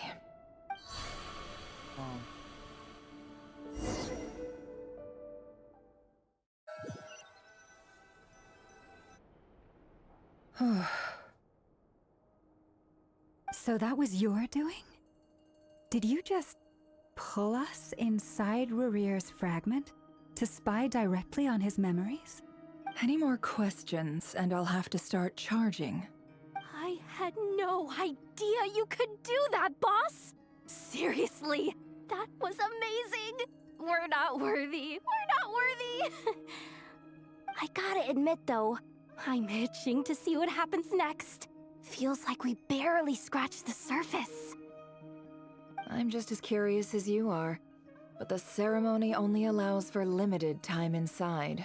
That's all we can see for now. Luckily, we managed to learn quite a lot. So far, so good. I just hope the others are doing okay too. Especially the group with the Traveler. Their mission is a risky one. Let's hope it's all going smoothly. If you're worried about them, go see how they're doing. If I know Boss, she's gonna need some time to write up all the details and make sure it's all coherent. I'll stay behind to lend a hand, but feel free to head back and meet up with the others.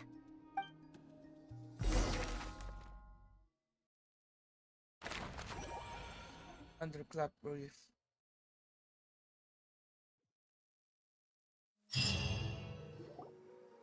Oh, they've been prowling around for nearly 2 days now. These things just won't quit.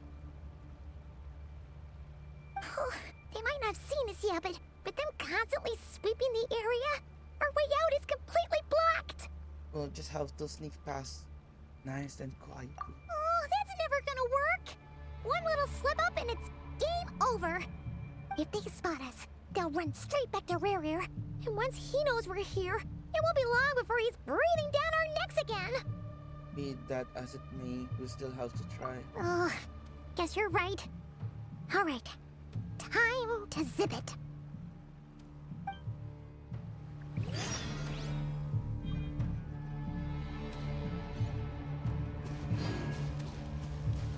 Quick, hide! We almost got spotted!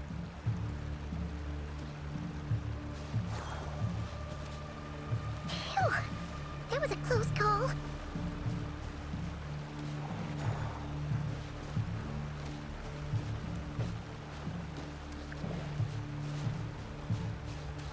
Watch out! He's coming this way!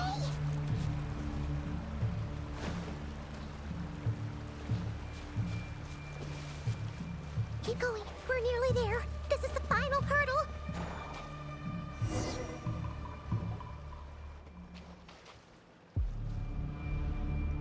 Oh, there's no end to these things. We can't keep going like this. Surely there must be another way out.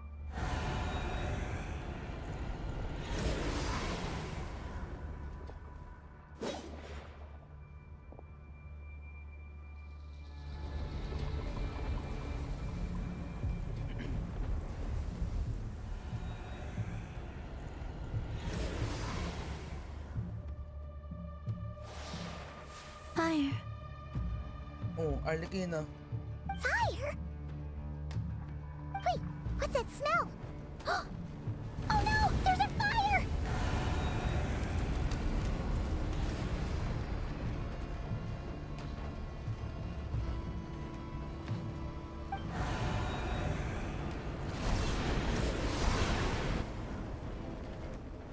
The one, huh?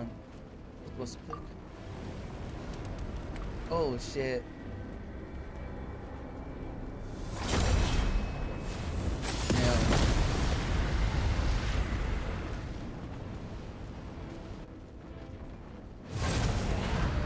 Zandrone was right.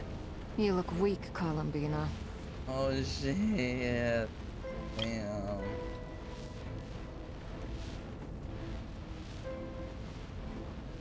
The old you would never have let such lowly creatures bar your way. Word has it that you did something for the Tsaritsa, and that's why you've lost most of your power. Freedom comes at a heavy price, doesn't it? Yeah. It's Arlecchino! You came! Hello again, Columbina. And greetings, guests of the House of the Hearth. Oh, shit, that's so intimidating.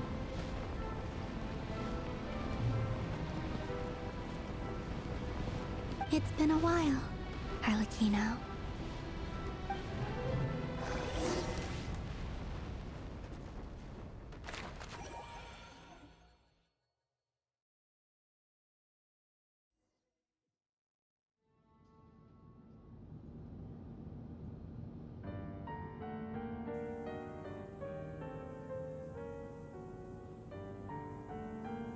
Stupid right here of stupid Solnari. Ugh, whatever. I've got all the data I need. Next time we meet, you're finished. Stupid right here. How stupid. What though? What the? Bruh.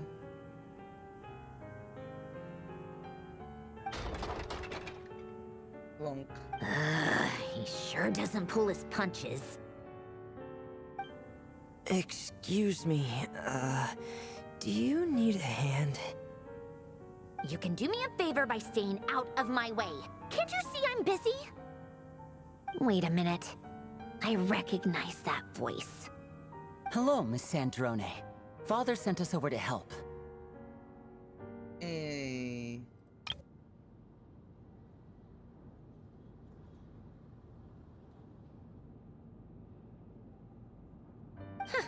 How considerate of her.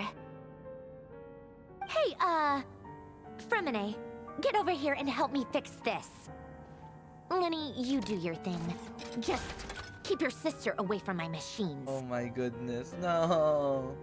Nearly every machine that cat girl touches ends up going haywire. Go put her on cleaning duty or something.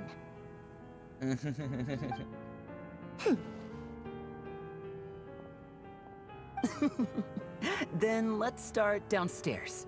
Fremine, we'll leave this place to you. You've got it. Wait a second. Pretty sure there's still some tea in the cupboard. If you want some, you'll have to make it yourselves.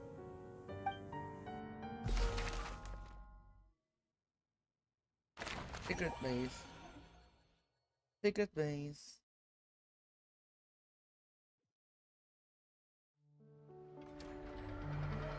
Wait, what?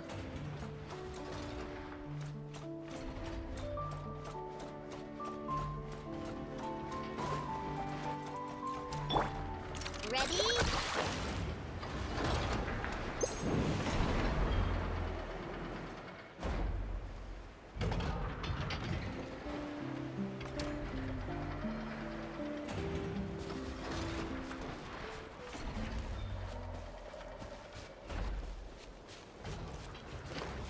Ready?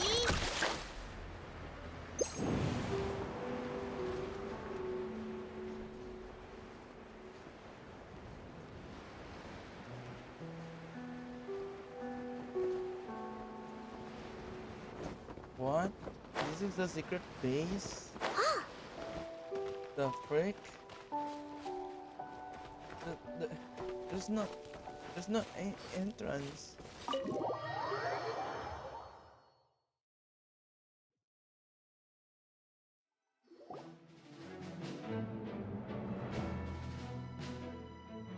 It's a relief to see you all made it back in one piece. Huh? Feels like there's quite a few people missing. Where's Flint's and the others? And what about Nefer? I returned ahead of them. Flint is helping Aino and Anefa to set up the decoys and buy us some time. As for Miss Nefer... Boss is still wrapping things up on her end. She sent us back to fill you all in on the top secret intel we've been gathering. I see. Then let's get right into it. But first, who do we have here? You brought someone else in to help? Greetings. I was invited here to help as a longtime Tea Party companion of Columbina's. You may call me Arlecchino. Damn. No, I kinda wanna build her. Surely it can't be. Those eyes. Oh, where have I seen them before? Wait, of course. In those memories we just saw. The only Arlecchino I know is the fourth of the Fatui Harbingers. So either you share a pretty uncommon name, or you're more than just a tea party buddy. You're well informed, Grandmaster. A man from Mondstadt living all the way out here in Nodcry, and yet the people and affairs of Snezhnaya seem to hold a special place in your heart. Oh, the feeling's mutual. Sounds like you know all about who I am, too. A Fatui Harbinger. The atmosphere in here just got really tense. Guess we can't just start trusting Fatui Harbingers, even at a time like this. I must admit, though, I'm a little curious. Seeing as the Moon Goddess no longer belongs to the Fatui, what makes you so willing to put your neck on the line here? Nor does Nodcry belong to Mondstadt, Mr. Varka. Yet still, you're fighting for it all the same. Things don't always have to have a tangible payoff. Sometimes, stopping things from spiraling out of control is a higher priority than chasing the spoils of victory. Of course, I can't say there's nothing in it for me at all. But that's between Columbina and myself. Arlecchino was instrumental in helping us save the whole Fontaine. I'm confident we can trust her. Forgive me. I don't mean to doubt you. It's just that the Fatui really have been the source of many of our troubles. We have our own way of doing things here in Nodcry. But ever since they arrived, the Fatui have treated us with nothing but hostility. I know there's been a lot of bad blood between us in the past. I've done my utmost to avoid friction whenever I could. But sometimes fundamental conflicts of interest simply can't be settled amicably.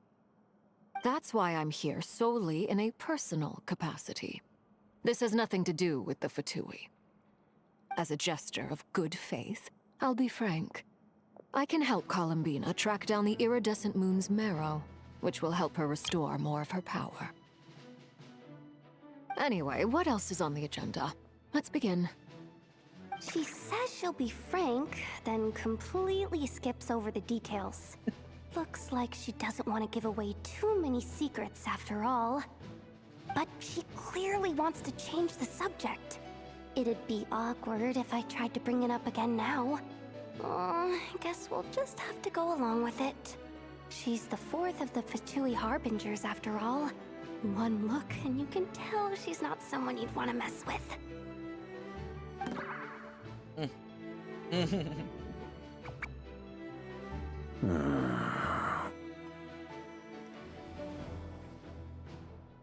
Well, since Miss Arlecchino sounds confident in her ability to handle that, we'll proceed to the next topic.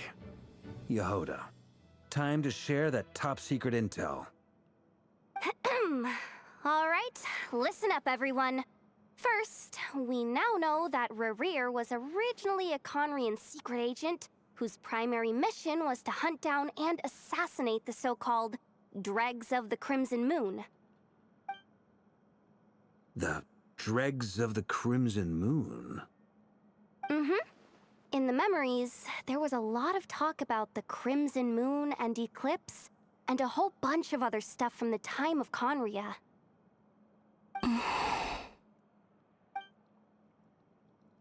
To my knowledge, those were the names of two different Conrian dynasties. Long, long ago, it is said that the people of Conria worshipped the Crimson Moon, drawing a mysterious power from its reflection. But one day, a coup saw the Crimson Moon eclipsed, hence the name of the new dynasty that replaced it, and how it became the new emblem of Conria. Still, long after the Crimson Moon dynasty had fallen, the last ruler of the Eclipse dynasty, the Vinster King, still coveted the secrets it left behind. So, he sent the Rehir of Solnari to secretly hunt down the Crimson Moon's few remaining followers. In those days, Rerir showed no signs of madness. In fact, he was as normal as any other person. Oh, and he had a fiancé, or at least a would-be fiancé, called Tholindis. What's the matter? Just after Rary regained his body, he called out that name. Verfnir, Freindaughter, Flinders.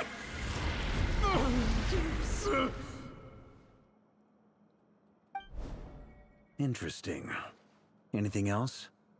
What about this would-be fiancé of his? Do we know anything about her? Well, she was a researcher at the Universitas Magistrorum, but it felt like she was hiding some kind of secret. Oh, and one more thing. For some reason, Rerir's fragment also contained some of Tholindis' memories, though only a very small portion. Well, no shortage of potential leads, I'll give you that. In any case, it sounds like we can conclude that while Tholindis was still around, Rerir appeared to be lucid and quite normal. Tholindis, it seems, must have been the one thing in this world that he couldn't let go of.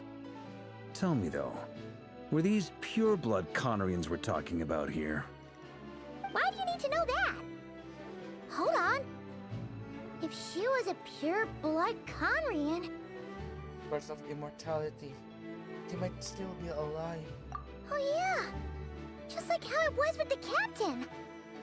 If we could somehow find her, do you think there's any chance Rerir might regain some of his sanity? It's possible, but it would take a miracle. We can't pin all our hopes on that. That merchant who Nefer knows, Dori Sangama Bay. Maybe we could hire her to look into it. All right then. Let's keep working in our separate teams. Traveler, Paimon, Kutar, and Miss Arlecchino will go look for the iridescent moon's marrow. As for the others... On the way over here, I noticed that the wild hunt monsters had grown even more frenzied in their search for Kutar. At this rate, the people living here will be in grave danger too. So I'm thinking of gathering together some of our followers to go wipe them out. I'll head back to the curatorium and meet up with the boss. Feels good knowing we've all got something to be getting on with. Given that the Wild Hunt has been a lot more active lately, the Lightkeepers have likely begun their own operations too. If that is the case, someone will need to pass the news on to Flint's. I'll hold the fort for now, then discuss our next move with Flint's, Aino, and Anefa when they get back. All right then. Well, the clock's ticking. If that's everything, we'll be on our way. We'd better get moving too. We'll try to buy you as much time as we can. Relax. Just do your thing. Now, I decided to call in some backup since things are getting so hairy. Our reinforcements should be here any minute now. Stay safe, everyone. Dismissed.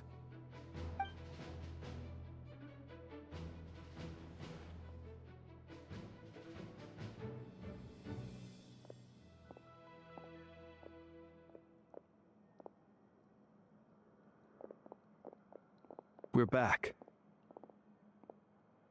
Did we get here a little early? Or a little late? A tad late. The others have already set off. To summarize, our resident moon goddess has found us a new ally, and Boss Nefer has uncovered some promising info. Everything going smoothly on your end? Not great. I don't know how long we can stall them for. The decoys are getting taken out way faster than we imagined. I'm gonna make some more later, but I need a timeout first. I'm so tired right now. Oh, right! Inefa, could you fill in Uncle Varka on what we just discussed with Flint's? Sure. Uncle Varka, you previously told us about how when you went to investigate a source of the Wild Hunt in Amsvartnir, you discovered that it was just a diversion. But according to Flint's intel, several outbreaks of the Wild Hunt had already occurred in Nodcry in the period leading up to that. That was before Rerir had regained his body, when he was far from regaining his full strength. In other words, in theory at least, he still lacked the means to act in two places at once. Flins, with everything that's been happening, the Lightkeepers across Nodkrai are rallying to fight back against the Wild Hunt. They're gonna need your help. I know, I'm sure you're capable of coming up with something far more effective than decoys. But for now, you should stay here and get some rest. And Effa and I will head back over to Amsfartnir to see if there's anything I missed. I told you Uncle Varka would say that, didn't I? A deal's a deal. Not a word about my snack intake for the next week. Database updated.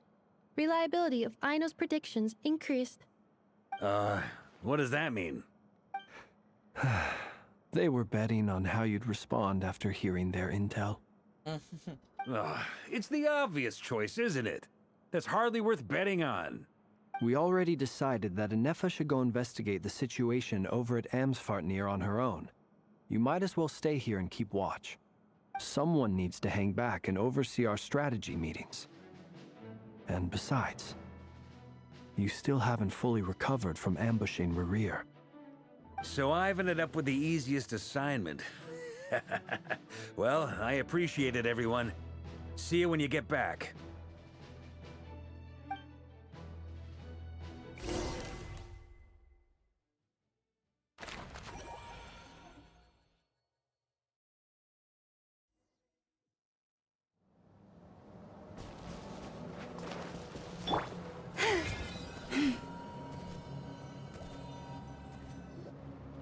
Here, this will serve as a good spot to cross over.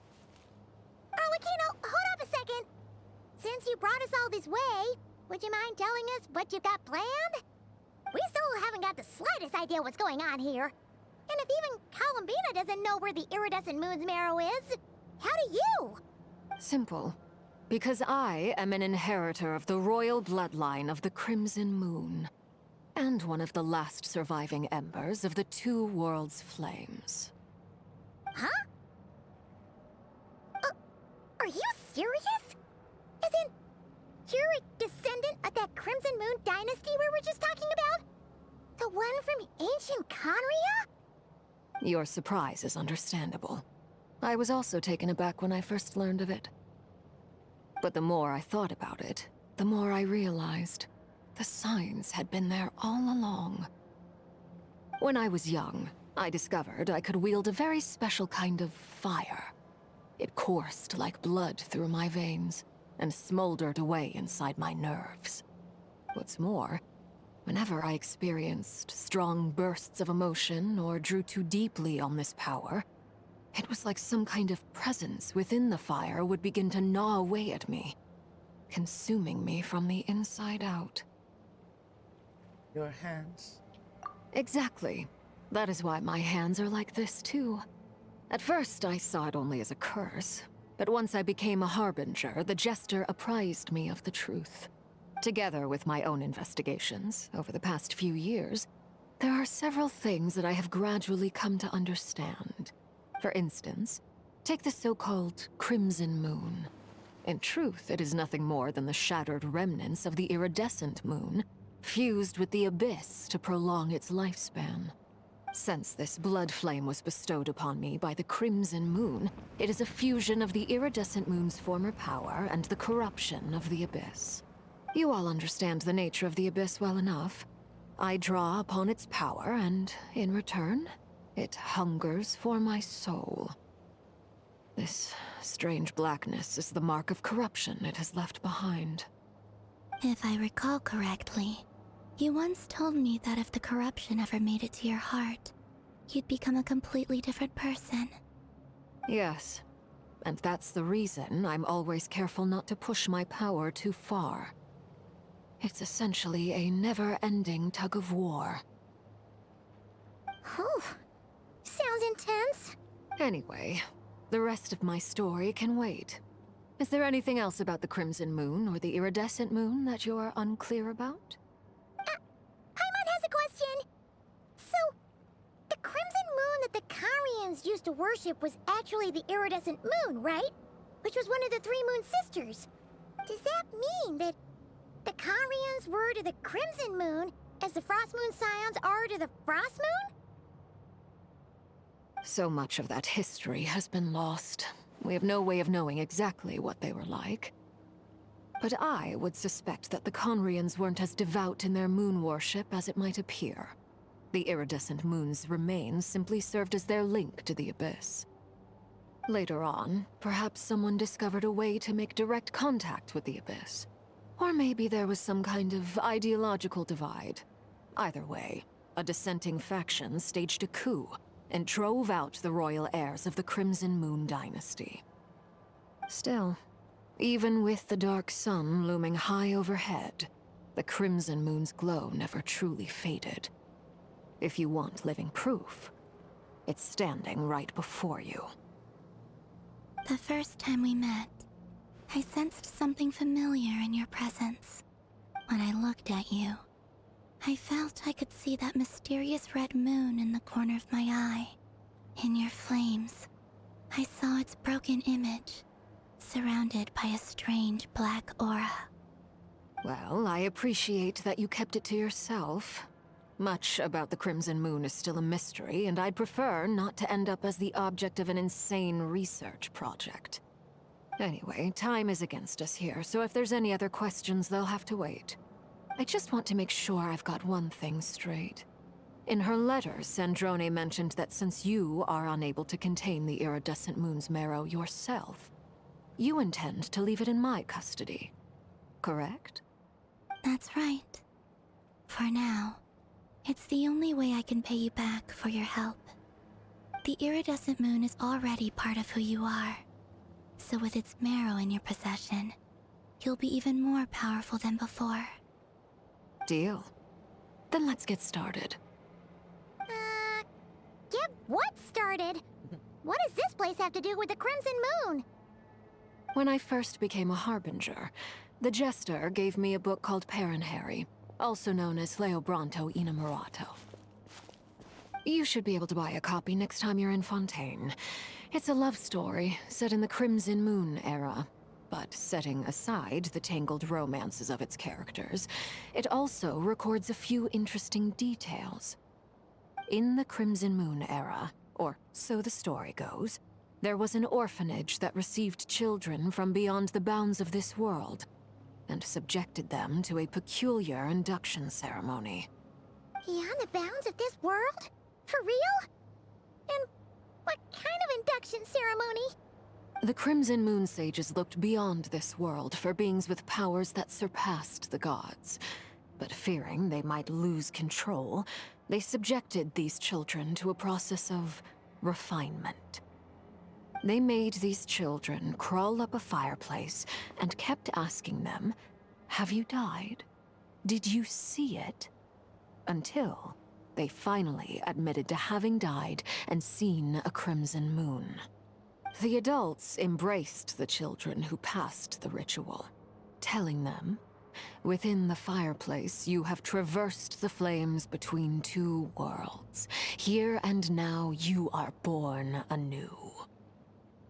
The book leaves much unsaid, but I suspect that this was their way of branding the children they had enrolled, leaving an indelible mark upon them so that they would forever live in the Crimson Moon's light.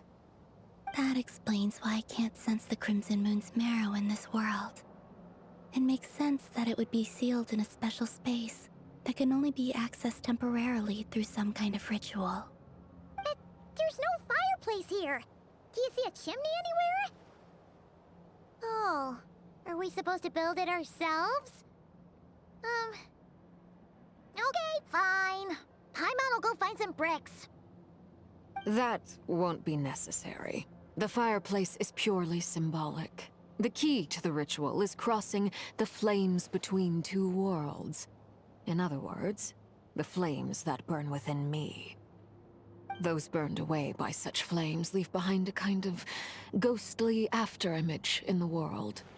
In the days of Conria, people believed they could be used to bridge the gap between the two worlds of life and death. In short, I can open a passage to that space for you. That's the easy part. The catch is I'll need to stay on this side to keep the passage open, so I won't be able to come with you. Once you're inside, You'll have to find your own way. Understood. Very well. Then I'll open it up. Traveler, spare me a little more moonlight if you would. I may need it.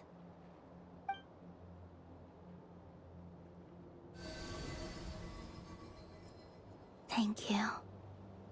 I feel like I've recovered some of my strength now.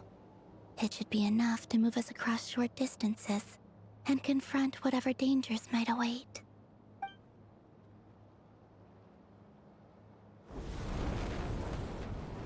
Mistress of the seven hues of ages past, great mother of the present, crimson-clad sovereign of the two realms, by fire severed, by fire renewed, I offer myself now and beseech your descent.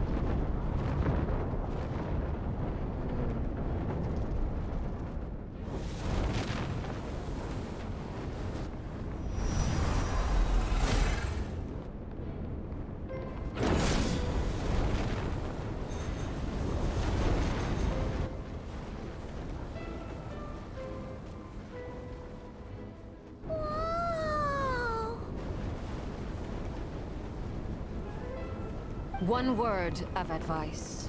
As you're crossing over, no matter what voices you hear, do not answer. Got it! I sense a sinister gloom inside, but also the familiar light of the moon. I feel that I am about to meet an old friend who has changed beyond all recognition. All right, let's go.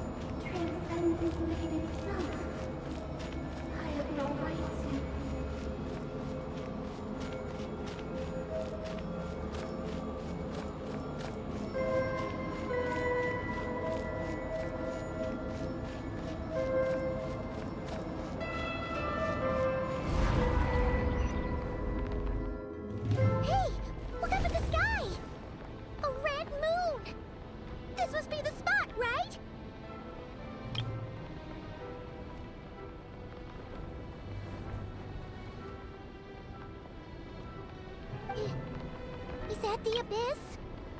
It's practically filled the entire place. What now?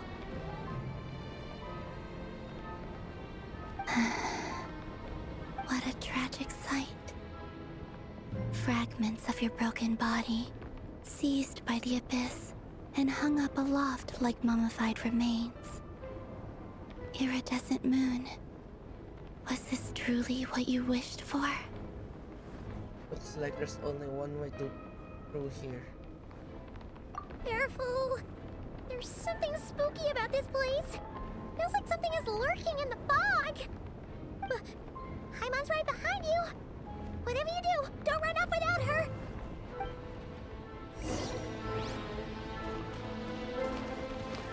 By the way, Kalabina, didn't you tell us that the iridescent moon had shattered into pieces? The moon up there looks pretty whole to Paimon.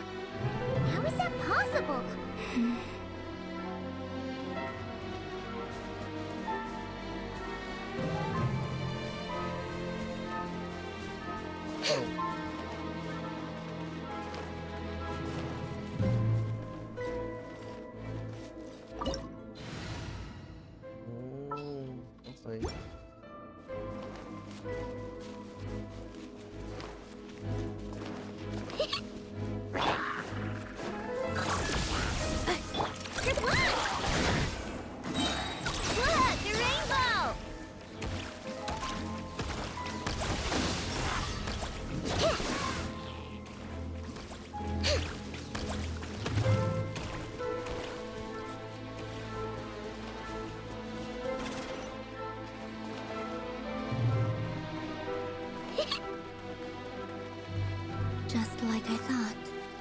It was only a facade.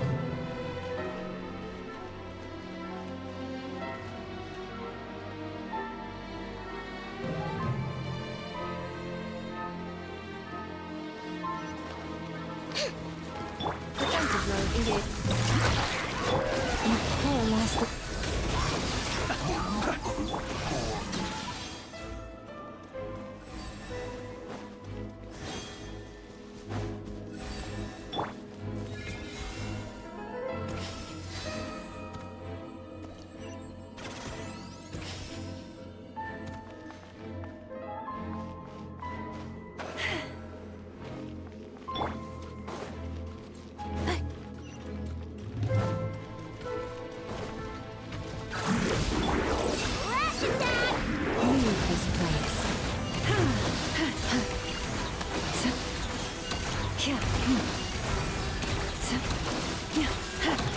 Be silent.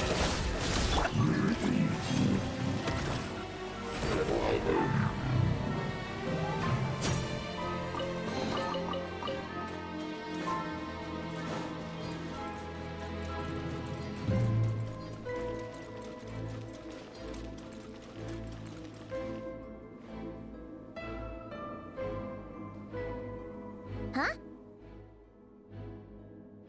So iridescent moon is up there in the sky? Huh? For real? That's way too high!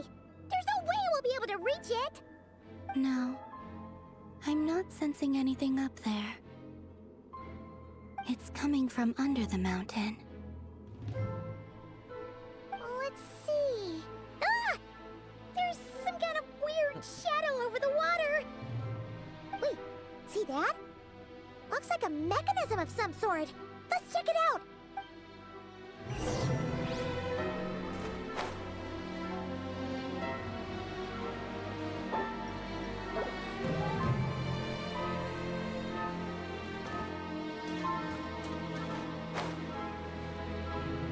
Ooh, looks like a device from the time of Kalia.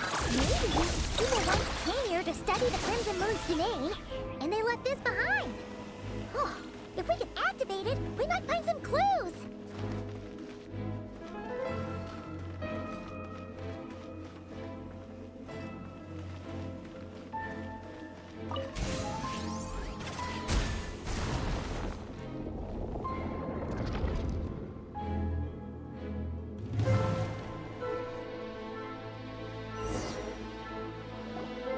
Hey, look at that!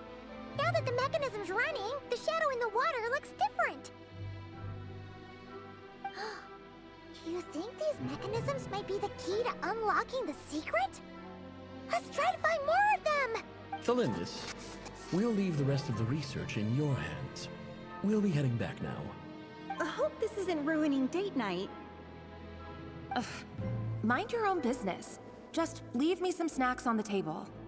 Felindis? Is that Rear's girlfriend? How come we're hearing her voice here?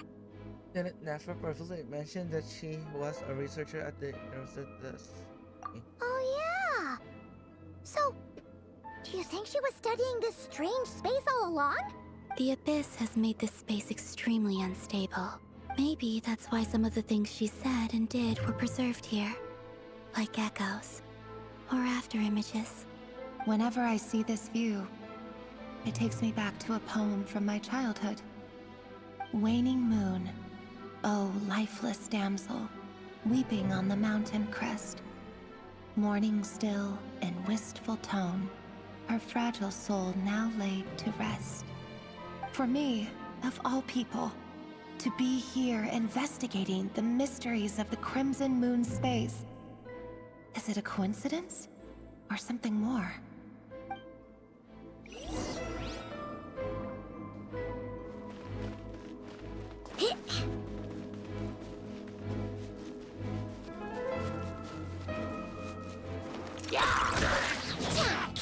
Insulation chamber deployed.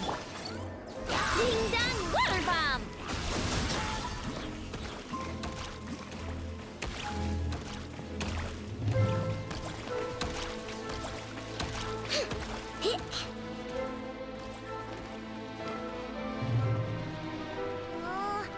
like the Abyss has messed up this mechanism. We need to find a way to get it working again. Let's see if there are any other devices nearby.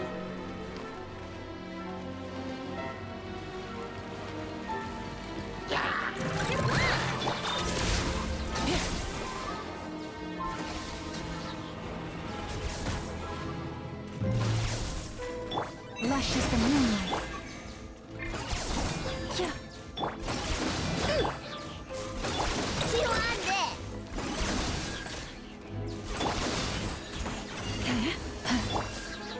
Observe. Close your eye. Accelerate. Go claw!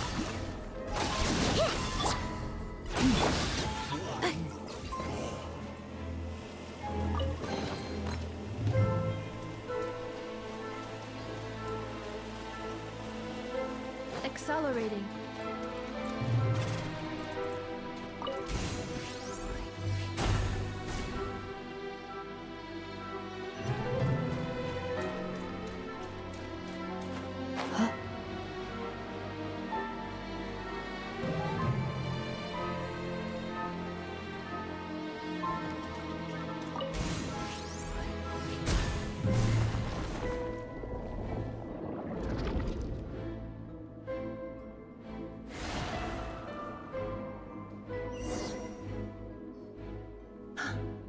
I see.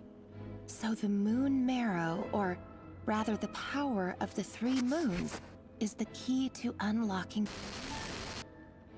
If it really does exist, then maybe this madness can finally be put to an end.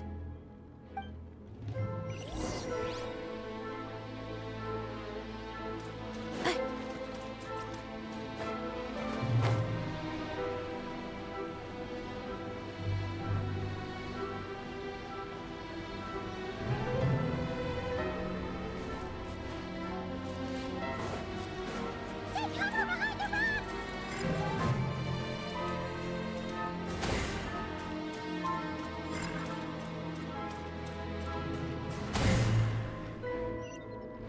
Oh shit. Insulation chamber deployed. Oh, bawal shield. Okay.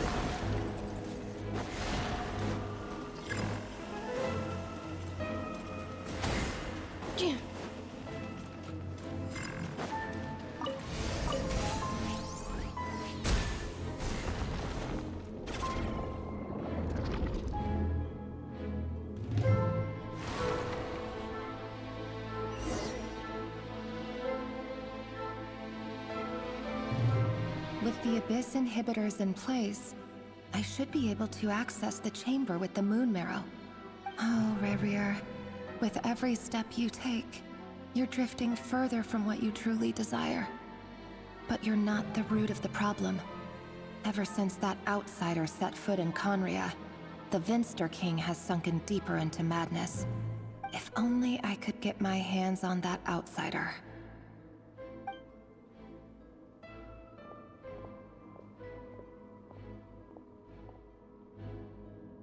Hey look! The moon's reflection is back to normal! Felindus's voice mentioned a chamber with the moon marrow. Do you think maybe it's hidden in the moon's reflection? It must be. For within it, I sense the fragile aura of a dying soul. Hello, Foley. Yes, it's the Welkin, Song of the Welkin Moon quest. So it's technically the Archon quest. Yeah, and as far as I remember, this a very long story. So I might cut this like 2-part so that looks nice. Yes. Then there's no time to lose! Let's go! Time to save Primos.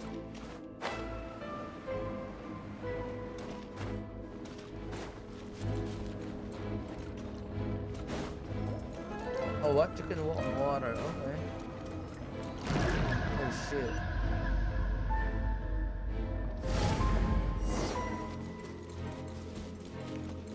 Ugh, these things are so creepy!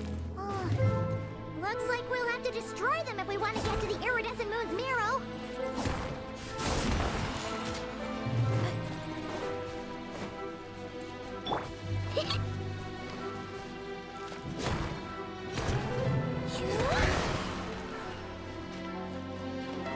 shit. That must be the iridescent moon's mirror! Oh, we'll need to destroy these things before we can reach it!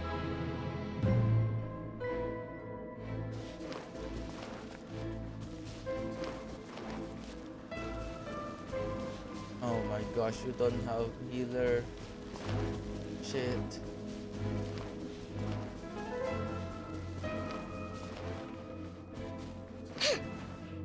No. We're doomed. Defensive mode engaged.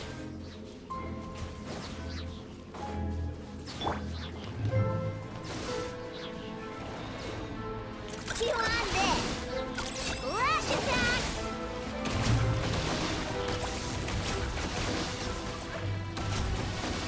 Beware the creatures of the night.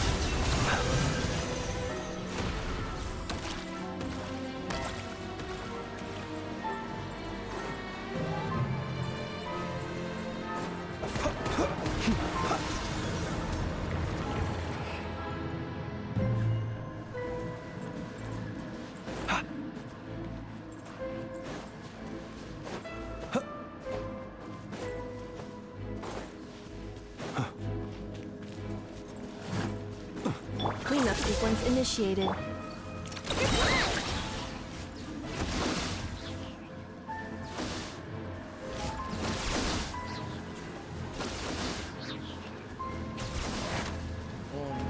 Be silent. Receive. We're so close!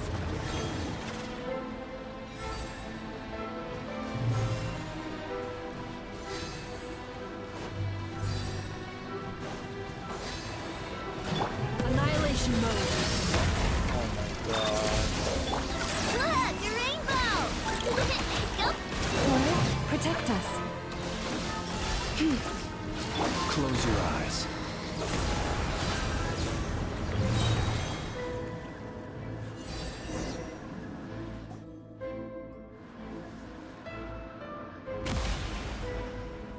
Oh.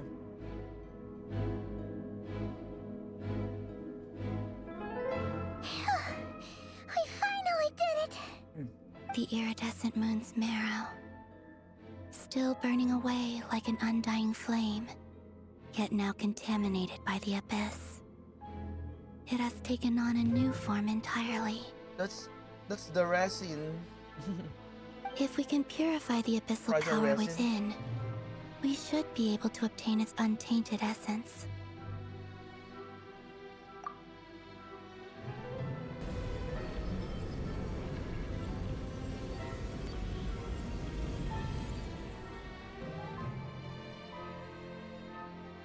Oh, it's red. It's so cold.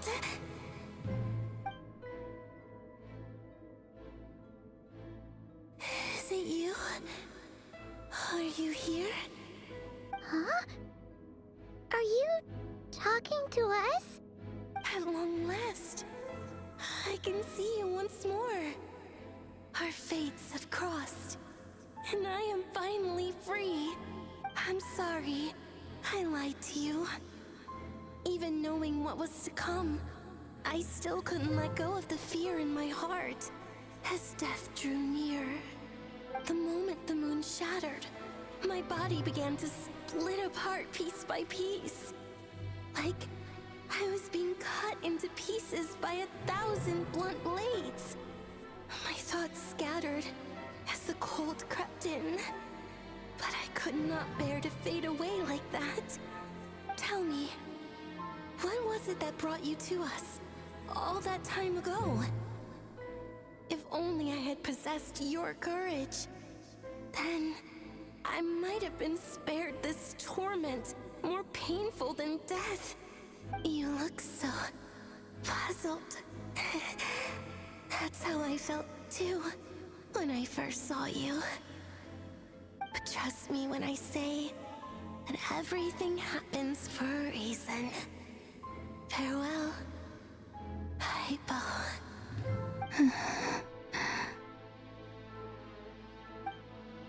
What was that all about? Was that the goddess of the iridescent moon? Oh, it sounded like she was speaking to a long-lost friend. But none of us have ever met her before, right? Perhaps. She took me for the goddess of the frost moon she once knew.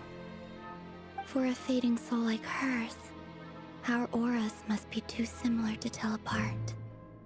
But anyway, we've got the iridescent moon's marrow now. That should help you regain your strength, right? Alright, time to leave this place and meet back up with Arlecchino. Let's go!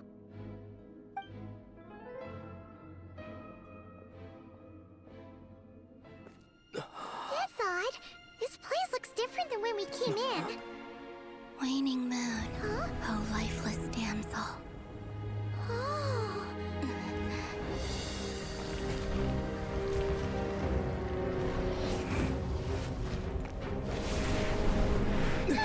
Hurry! The place is collapsing!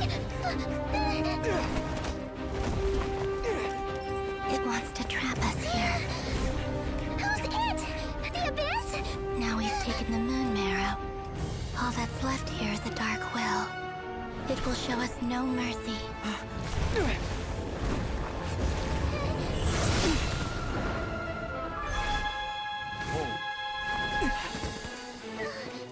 Give it back! The crimson moons! My marrow! My heart!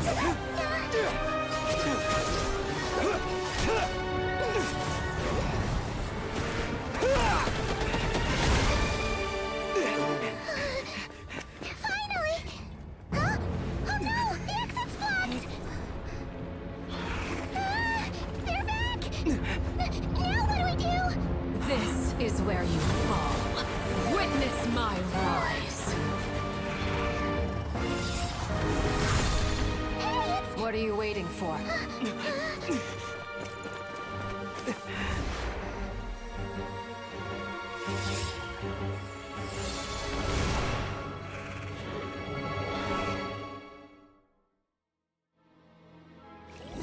Oh my goodness.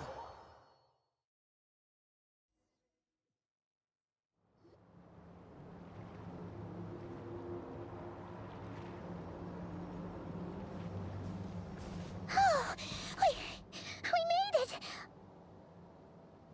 Columbina looks like she is skating a while ago when she was running. Is that you, Arlecchino? Did you save us?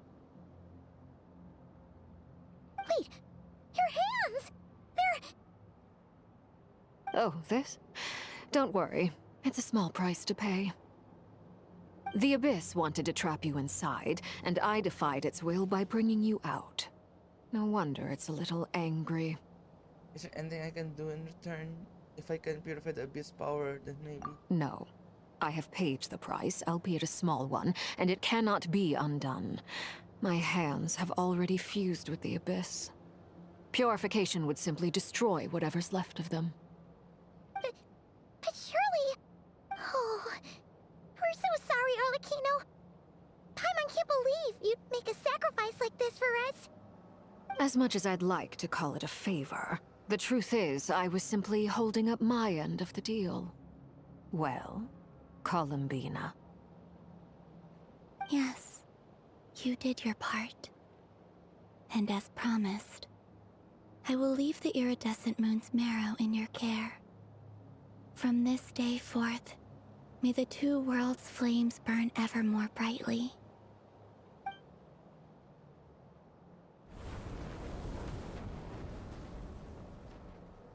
I'll take that as a blessing. Now, Columbina, give me your hand. Accept this moonlight I offer in return.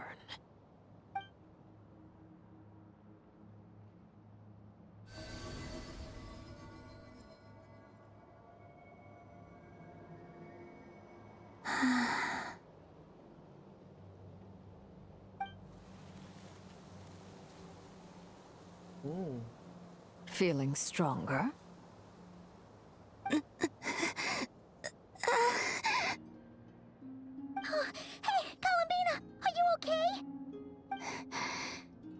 I'm fine. Our powers are a little at odds, that's all. By the Frost Moon's authority alone, wielding the power of the other moons was always going to be a stretch. Still, I think it's fair to say that your strength has returned. At least to the level it was at as Third Harbinger. It's still not enough. There's no way I can hope to challenge Rayrir like this. Just one more ray of moonlight, if you would. Just don't push yourself too hard. It's okay. I can take it.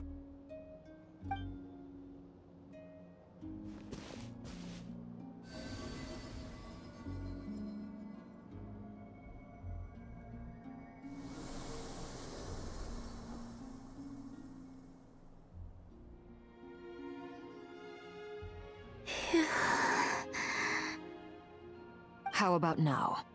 Fighting fit? At the very least, I won't have to stay hidden like before. I want to see him gone from Not Cry. The Rayhir of Solnari and his wild hunt must be sent back where they belong. Well, it's good to have something to aim for. You certainly seem more alive now than you did earlier. When I first met you, you didn't strike me as a ray of moonlight.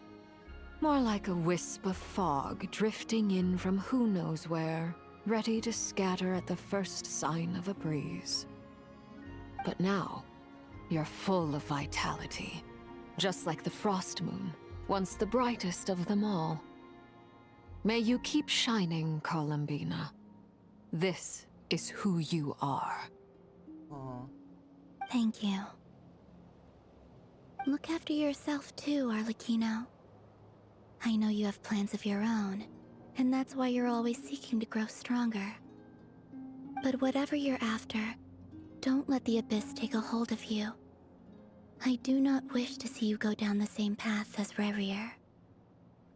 I appreciate the concern, Columbina. Although perhaps it's time you took a new name. A new name? Kutar, the Moon Maiden, Columbina. They're nothing more than code names. They describe who she is and the roles she's played, but they're not her real name. We often use code names in the House of the Hearth, too. But it's knowing your real name that keeps you grounded. Up till now, you've been living a wandering life, so you've probably never really cared. All I'll say is this. Once you've defeated Rayrir, give it some thought.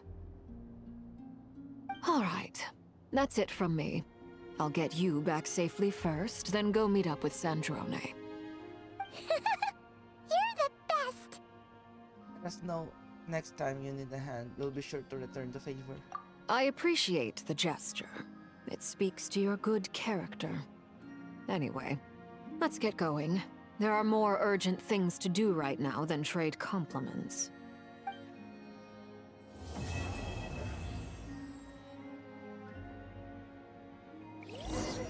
We're done. It was a close call, but we got the iridescent moon's marrow and restored Columbina's strength. And that's all that matters. In other words, mission accomplished. Paimon wonders how everyone else is doing.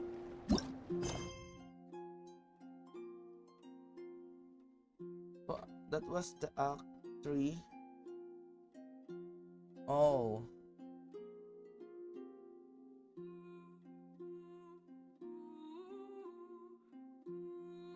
Okay. We're going to do the Act 4 maybe tomorrow or on Saturday. Oh my goodness.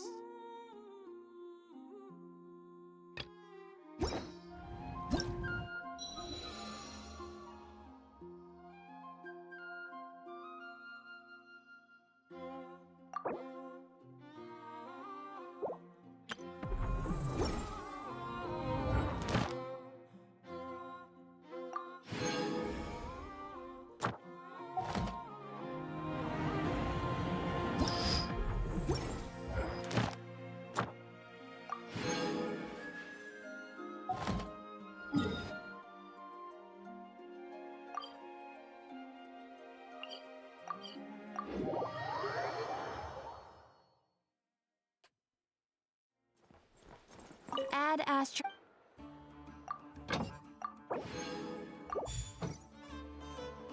Ad Ast. Thank you for Okay,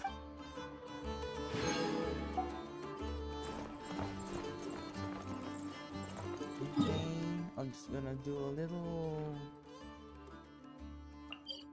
song.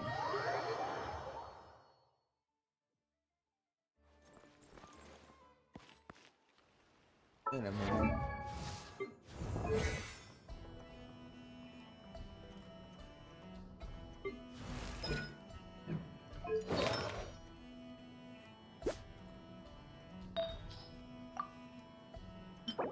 Oh.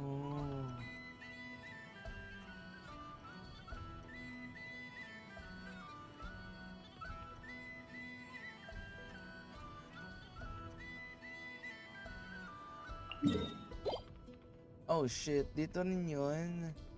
Ano ba yan? Okay. Okay, wag na. He who... I haven't done that world quest yet, so...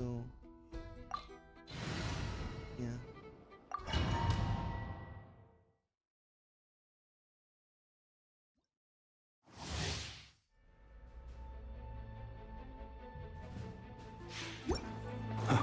Defensive mode engaged. For the everlasting forest. Branch into The long, sweet veins.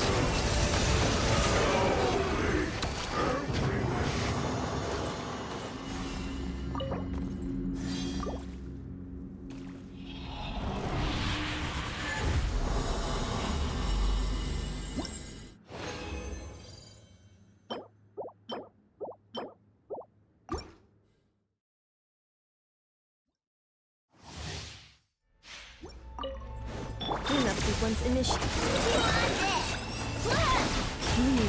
Observe, be silent. To dust.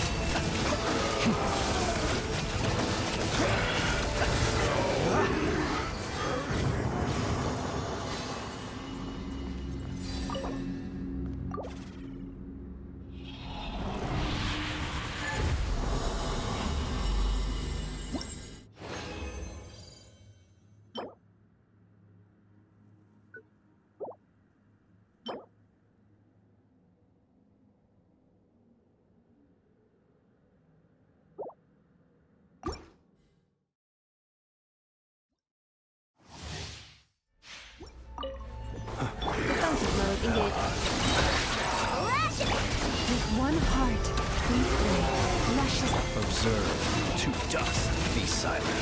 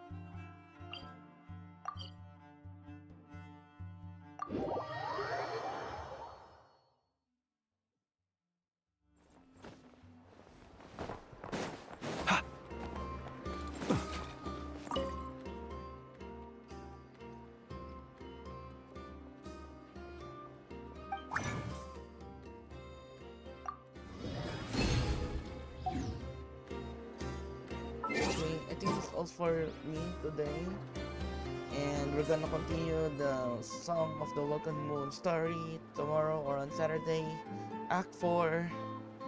So yeah, thank you guys for watching. See you again next time. Bye bye. Better to just let the